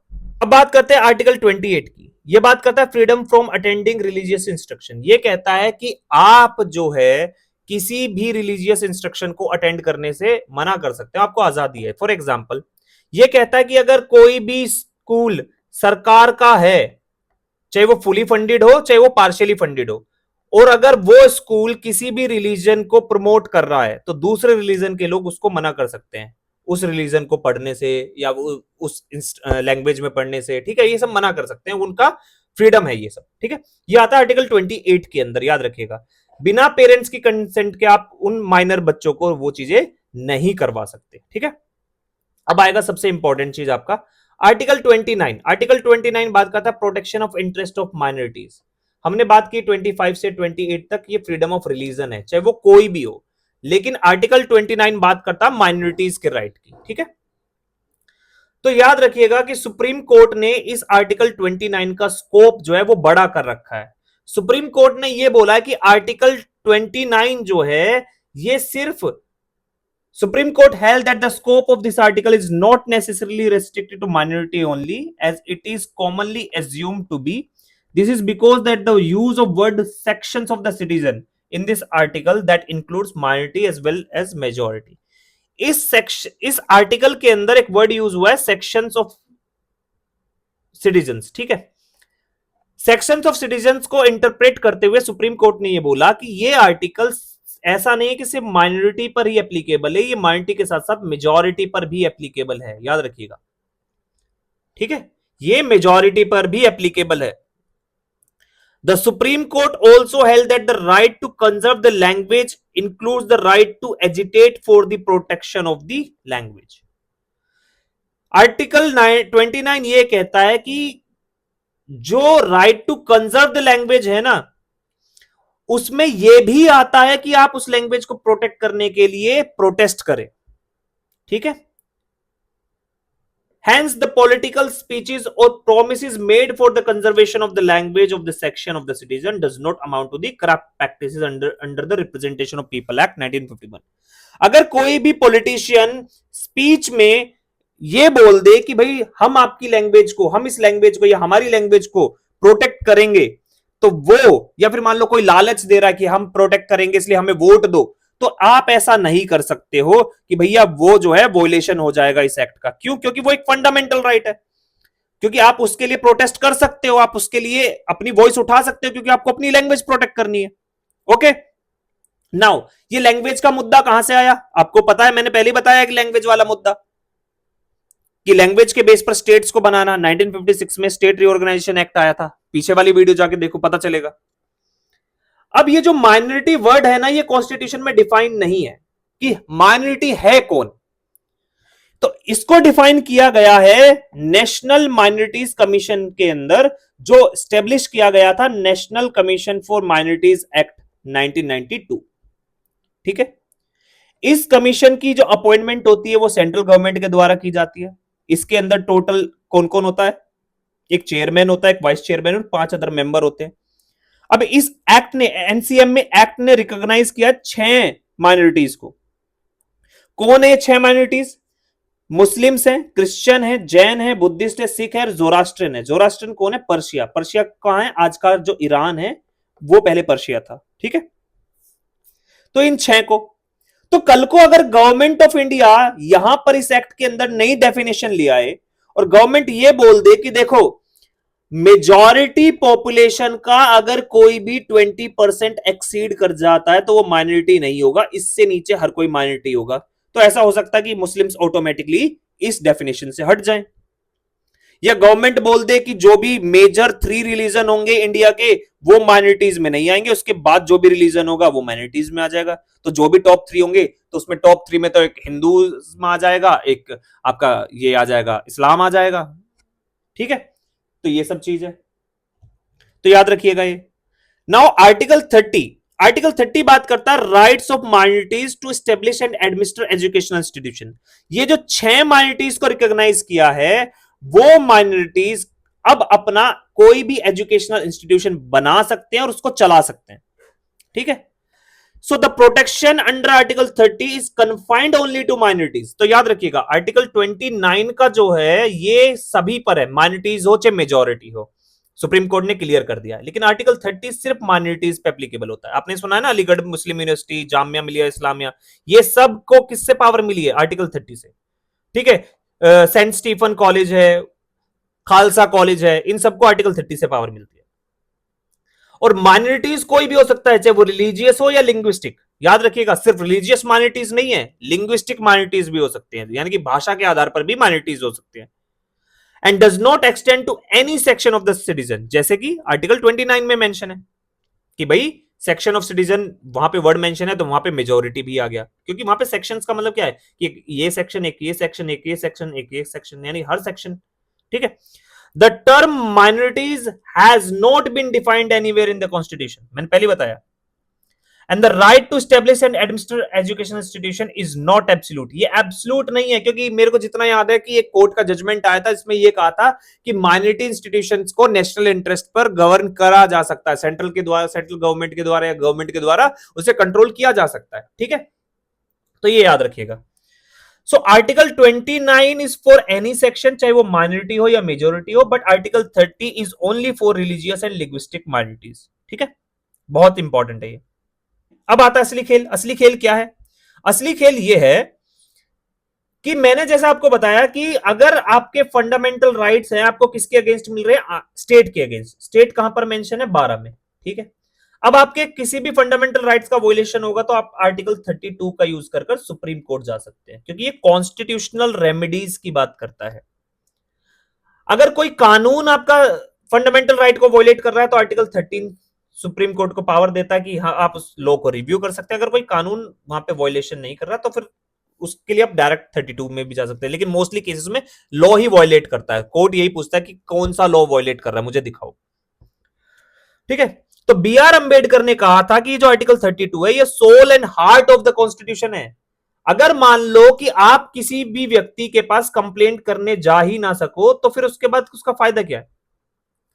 मान लो आपके साथ कोई भी क्राइम हो रहा है, कोई पीट रहा है आपको और पुलिस हो ही ना, तो फिर ऐसी सरकार आपकी प्रोटेक्शन कैसे करेगी बिना पुलिस के? तो पुलिस होना जरूरी है। तो वैसे ही फंडामेंटल राइट्स को प्रोटेक्ट करने के लिए आर्टिकल 32 का होना बहुत जरूरी है।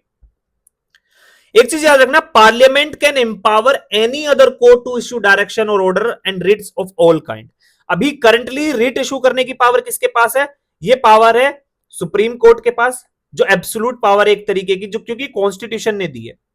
उसके बाद किसके पास पावर है? हाई कोर्ट के पास। लेकिन इन दोनों के अलावा अगर पार्लियामेंट चाहे तो किसी अदर कोर्ट को भी यह पावर दे सकती है। ओके, अब याद रखना आर्टिकल 226 के अंदर जब आप हाई कोर्ट जाते हो वो आपका फंडामेंटल राइट नहीं है, फंडामेंटल राइट आर्टिकल 32 है। अब उसमें भी मैं बताऊंगा अभी। So in case of the enforcement of fundamental right, the jurisdiction of the Supreme Court is original but not exclusive. High Court under 226.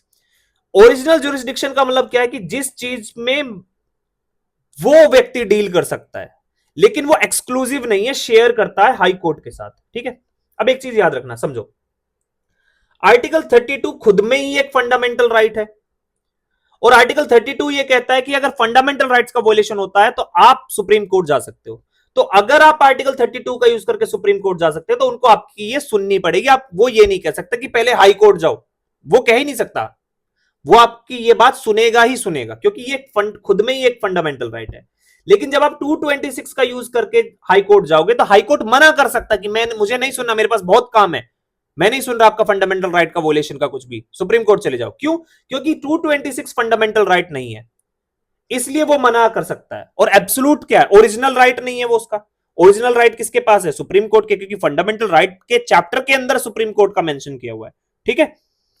So the Supreme Court can issue writ only for the enforcement of fundamental right, whereas a High Court can issue writs not only for enforcement of fundamental right but also for other purpose. क्यों? इसी वजह से, क्योंकि article 32 सिर्फ fundamental rights की power देता है, लेकिन 226 उनको फंडामेंटल राइट्स के साथ साथ अदर लीगल इश्यूज के लिए भी पावर देता है। तो याद रखना, जो रिट जुरिस्डिक्शन है, रिट जुरिस्डिक्शन है वो किसका बड़ा है? वो हाई कोर्ट का बड़ा है, सुप्रीम कोर्ट का नहीं। लेकिन वहीं पर जब टेरिटोरियल जुरिस्डिक्शन की बात करेंगे तो जो टेरिटोरियल जुरिस्डिक्शन है वो सुप्रीम कोर्ट का बड़ा है और हाई कोर्ट का छोटा है। क्योंकि supreme court all over India की रिट सुन सकता है, लेकिन हाई कोर्ट सिर्फ अपने रेस्पेक्टिव स्टेट की, रेस्पेक्टिव टेरिटरी की ही रिट सुनेगा, तो इसलिए उसका टेरिटोरियल जुरिस्डिक्शन बड़ा है। लेकिन जब रिट सुनने की बारी आती है तो सुप्रीम कोर्ट सिर्फ फंडामेंटल राइट के वोलेशन के लिए सुन सकता है रिट्स को, लेकिन यहां पर हाई कोर्ट जो है वो फंडामेंटल राइट्स के साथ साथ लीगल राइट्स के लिए भी सुन सकता है। ठीक है। So the supreme court may not refuse to exercise its writ jurisdiction. On the other hand, a remedy under article 226 is discretionary, यानी कि वो मना कर सकता है high court, and hence a high court may refuse to exercise it writ jurisdiction. याद रखिएगा। अब रिट है क्या वो बता देता हूं। टोटल 5 रिट है। अगर आपके किसी भी फंडामेंटल राइट्स का वोलेशन होता है तो इन 5 रिट्स को लेकर आप जा सकते हैं। मान लीजिए कि कोई भी इलीगली डिटेन किया गया है, कोई भी व्यक्ति मिल नहीं रहा है, तो उसके लिए आप हिबस कॉर्पस लगा सकते हैं। हिबस कॉर्पस का मतलब है to have the body of. अगर ये हिबस कॉर्पस इशू कर दी कोर्ट ने रिट, तो जिस भी व्यक्ति के अगेंस्ट इशू हुई है उसको कोर्ट के सामने पेश करना पड़ेगा। ठीक है। और ये रिट ऐसी है जो दोनों के अगेंस्ट, चाहे वो पब्लिक अथॉरिटी हो या प्राइवेट इंडिविजुअल हो, दोनों के अगेंस्ट यूज हो सकती है। क्यों? क्योंकि किसी भी व्यक्ति को अरेस्ट कर सकता है ना, एक इंडिविजुअल भी अरेस्ट कर सकता है। मान लीजिए मेरे घर में चोर आया, अब मैंने कमरे में बंद कर रखा है, 1 महीना हो गया, उसकी वाइफ ढूंढती फिर रही है। ठीक है। तो इस तरीके से ये चीजें भी प्राइवेट के अगेंस्ट भी इशू हो सकती है। नाउ मेंडेमस, मेंडेमस का मतलब है वी कमांड। अगर कोई भी अथॉरिटी, पब्लिक अथॉरिटी अपना काम करने से मना कर दे, मान लीजिए आप कॉलेज में गए हैं, आपको डिग्री चाहिए, कॉलेज वाले डिग्री नहीं दे रहे, आप उनको मेल लिखे जा रहे, सब कुछ करे जा रहे, तो यहां पर आप मेंडेमस रिट को इशू कर सकते हैं। तो कोर्ट आदेश दे देगा उन्हें कि भैया काम करो, फटाफट जाओ, काम क्यों नहीं कर रहे उसका। ठीक है। तो कोर्ट क्या करता है? कमांड देता है।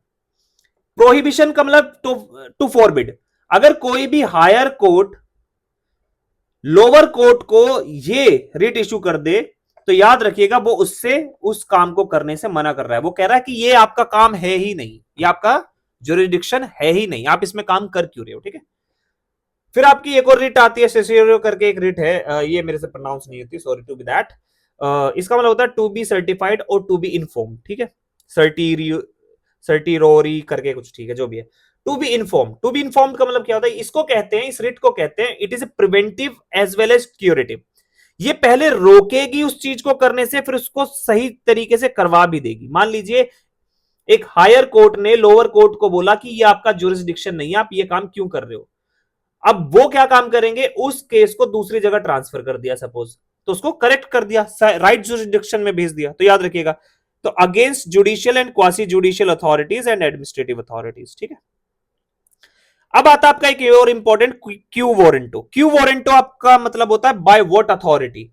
अगर किसी भी पोजीशन पर अपॉइंटमेंट हुई है, मान लीजिए मैं डीएम बना दिया, डीएम ज्यादातर कौन बनते हैं? एक आईएएस बनता है। ठीक है। और एक आईपीएस को डीएम बना दिया, तो यहां पर ये पूछ सकता है कोर्ट कि इस आईपीएस को किस अधिकार से आपने डीएम बनाया है, जिसमें कि आईएएस बनता है। और अगर ये कुछ प्रूफ ना कर पाए कि हाँ सही तरीके से है या नहीं है, तो यहां पर वो कोर्ट उसको हटा देगा। तो ये अपॉइंटमेंट चेक करता है। ठीक है। Legality of the claim of a person to a public office, it can not be issued in case of minister office और प्राइवेट ऑफिस। किसी भी प्राइवेट ऑफिस या मिनिस्टर के ऑफिस पर इशू नहीं हो सकती है, याद रखना। ठीक है। और किसी कंपनी के अगेंस्ट भी नहीं हो सकती। क्यों? क्योंकि कंपनी एक सिटीजन नहीं है, क्योंकि फंडामेंटल राइट्स किसके होते हैं? सिटीजन्स के होते हैं। ठीक है। आर्टिकल 33 जो है ये इंपावर करता है पार्लियामेंट को टू रेस्ट्रिक्ट और abrogate the fundamental rights of the members of the arm forces. अगर कोई भी आर्म फोर्स है, पुलिस फोर्स है, कोई भी ऐसी फोर्स है, तो उनके फंडामेंटल राइट्स को यहां पर पार्लियामेंट के पास पावर है कि उसको या तो रेस्ट्रिक्ट कर दे या हटा दे। ठीक है। जैसे मान लीजिए वो ये नहीं कह सकते कि हमारा फ्रीडम ऑफ स्पीच है, ठीक है, कुछ भी ऐसी चीज है, तो यहां पर उनके इन फंडामेंटल राइट्स को छीना जा सकता है अंडर आर्टिकल 33। ठीक है। Supreme Court held that the declaration of a martial law does not ipso facto result in the suspension of writ of habeas corpus. Supreme court ने यह कहा है कि जैसे ही देश में मार्शल लॉ लगेगा, इसका मतलब यह नहीं कि बाय डिफॉल्ट जो रिट है हिबस कॉर्पस की वो सस्पेंड हो जाएगी, ऐसा नहीं होता है। ठीक है। अब आते हैं हमारी असली इंटरेस्टिंग स्टोरी पर। देखिए, फंडामेंटल राइट्स एंड डीपीएसपी दोनों बहुत ही कॉन्ट्राडिक्टरी है। जब कॉन्स्टिट्यूशन बनाया गया तो आपको फंडामेंटल राइट्स तो दे दिए, उस फंडामेंटल राइट में जो सबसे इंपॉर्टेंट राइट दिया है वो दिया है आपका राइट टू प्रॉपर्टी। ठीक है। राइट टू प्रॉपर्टी क्यों दिया था? क्योंकि जब देखे ब्रिटिशर्स ने धीरे धीरे आके सबकी जमीनें छीन ली थी, जमींदारों को दे दी, तो बहुत ज्यादा लोग बिना जमीन के लैंडलेस हो गए। बड़ी बड़ी जमीनें एक बड़े बड़े साहूकार के पास चलेगी, बड़े बड़े जमींदारों के पास चलेगी। तो देश आजाद हुआ तो यहां पर सारी की सारी जमीन को हमें रीडिस्ट्रीब्यूट करना था। लोगों के जिनके पास जमीन नहीं उनको जमीनें देनी थी। ठीक है। लेकिन कॉन्स्टिट्यूशन में ये जो राइट टू प्रॉपर्टी डाल दिया ये बहुत इंपॉर्टेंट हो गया। ठीक है भाई, राइट टू प्रॉपर्टी डाल दिया। और डीपीएसपी में कुछ चीजें ऐसी बोल दी कि देखो आज तो पॉसिबल नहीं है, लेकिन आने वाले टाइम में हम स्टेट को ये डायरेक्शन दे रहे कि इन चीजों पे कानून बनाना for the welfare of the people. अब अगर डीपीएसपी का कोई भी कानून आप इंप्लीमेंट करेंगे वो कहीं ना कहीं जाके किसी ना किसी फंडामेंटल राइट को वॉयलेट करेगा। जैसे फॉर एग्जाम्पल जब लोगों के अंदर लोगों में यहां पर रीडिस्ट्रीब्यूशन ऑफ लैंड रिफॉर्म्स किया था, रीडिस्ट्रीब्यूशन किया था जमीनों का, तो यहां पर क्या हुआ? राइट टू प्रॉपर्टी का वॉयलेशन हुआ। राइट टू प्रॉपर्टी का वॉयलेशन हुआ तो जवाहरलाल नेहरू ने फर्स्ट कॉन्स्टिट्यूशनल अमेंडमेंट एक्ट किया, 9 शेड्यूल बनाया और यह कहा कि जो भी कानून हम उसके अंदर प्लेस करेंगे वो उसके लिए जुडिशियल रिव्यू नहीं हो सकता, उसके लिए आप कोर्ट नहीं जा सकते। जब आर्टिकल 13 का यूज नहीं कर सकता कोर्ट, तो भैया जुडिशियल रिव्यू कैसा? फिर उसको वो उस फंडामेंटल राइट के वॉयलेशन का जस्टिस कैसे दिलाएगा? तो यहां पर लैंड रिफॉर्म करके यहां पर डाल दिया। चलो ठीक है, बच गए। अब धीरे धीरे कोर्ट में केस जाने लगते हैं राइट टू प्रॉपर्टी के, जिसमें एक केस आता है ये वाला शंकरी प्रसाद वाला। शंकरी प्रसाद इस फर्स्ट कॉन्स्टिट्यूशनल अमेंडमेंट को चैलेंज कर देते हैं और यहां पर इसको चैलेंज करने के बाद, और क्योंकि सिर्फ इसमें 9 शेड्यूल नहीं डाला था, फंडामेंटल राइट से रिलेटेड भी बहुत सारे अमेंडमेंट किए थे जवाहरलाल नेहरू ने, फ्रीडम ऑफ स्पीच वगैरह से रिलेटेड। ठीक है। तो यहां पर शंकरी प्रसाद वाले केस में सुप्रीम कोर्ट ये कह देता है 1951 में कि पार्लियामेंट के पास पावर है कि वो फंडामेंटल राइट्स को अमेंड कर सकते हैं। तो पहले जो था 1950 में जब कॉन्स्टिट्यूशन बना तो पार्लियामेंट सुप्रीम था, पार्लियामेंट ने जो बोल दिया जो कर दिया वो सुप्रीम है, उसको कोई नहीं हटा सकता था। ठीक है। अब इसके बाद धीरे धीरे और भी चीज होती है। अब क्या होता है? जवाहरलाल नेहरू की डेथ हो जाती है 1964 में। 1966 में लाल बहादुर शास्त्री की डेथ हो जाती है जो सेकंड प्राइम मिनिस्टर थे। और उसके बाद 1966 में डेथ होने के बाद यहां पर बनता है कौन? 1966 में इंदिरा गांधी आती है, फिर 1967 में उनके इलेक्शन होते हैं, वो फिर से प्राइम मिनिस्टर बनती है। तो 1967 समझो। अब 1967 में गोलकनाथ का जजमेंट आता है, Golaknath versus state of Punjab, second highest bench 11 जजेस की थी। ठीक है।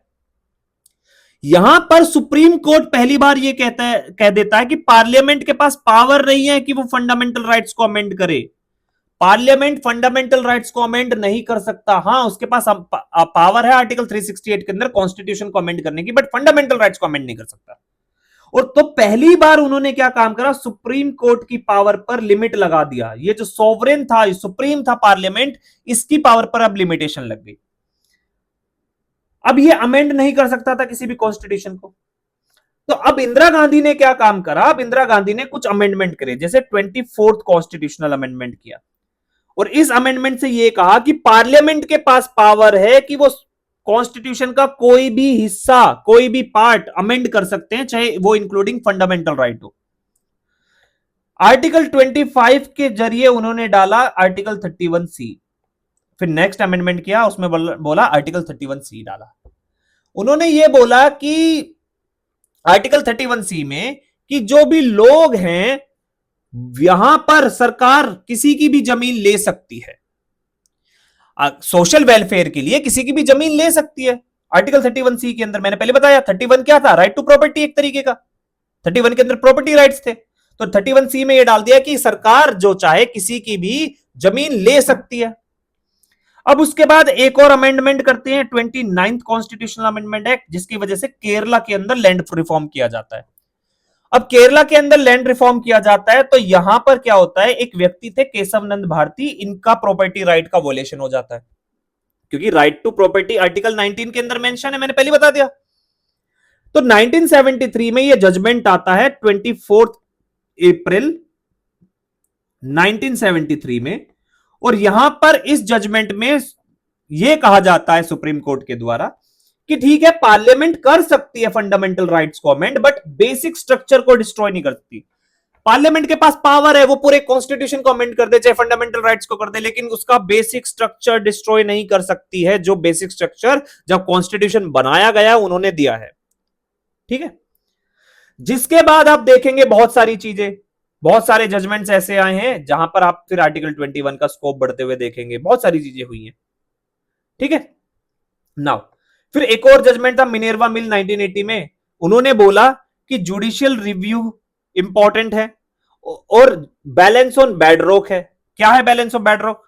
DPSP and fundamental right, DPSP and fundamental right are balance on bedrock. ठीक है, याद रखिएगा, तो ये बहुत इंपॉर्टेंट है। ठीक है, अब नेक्स्ट है आपका ये जो राइट्स है ना, हमेशा rights are correlative to duties.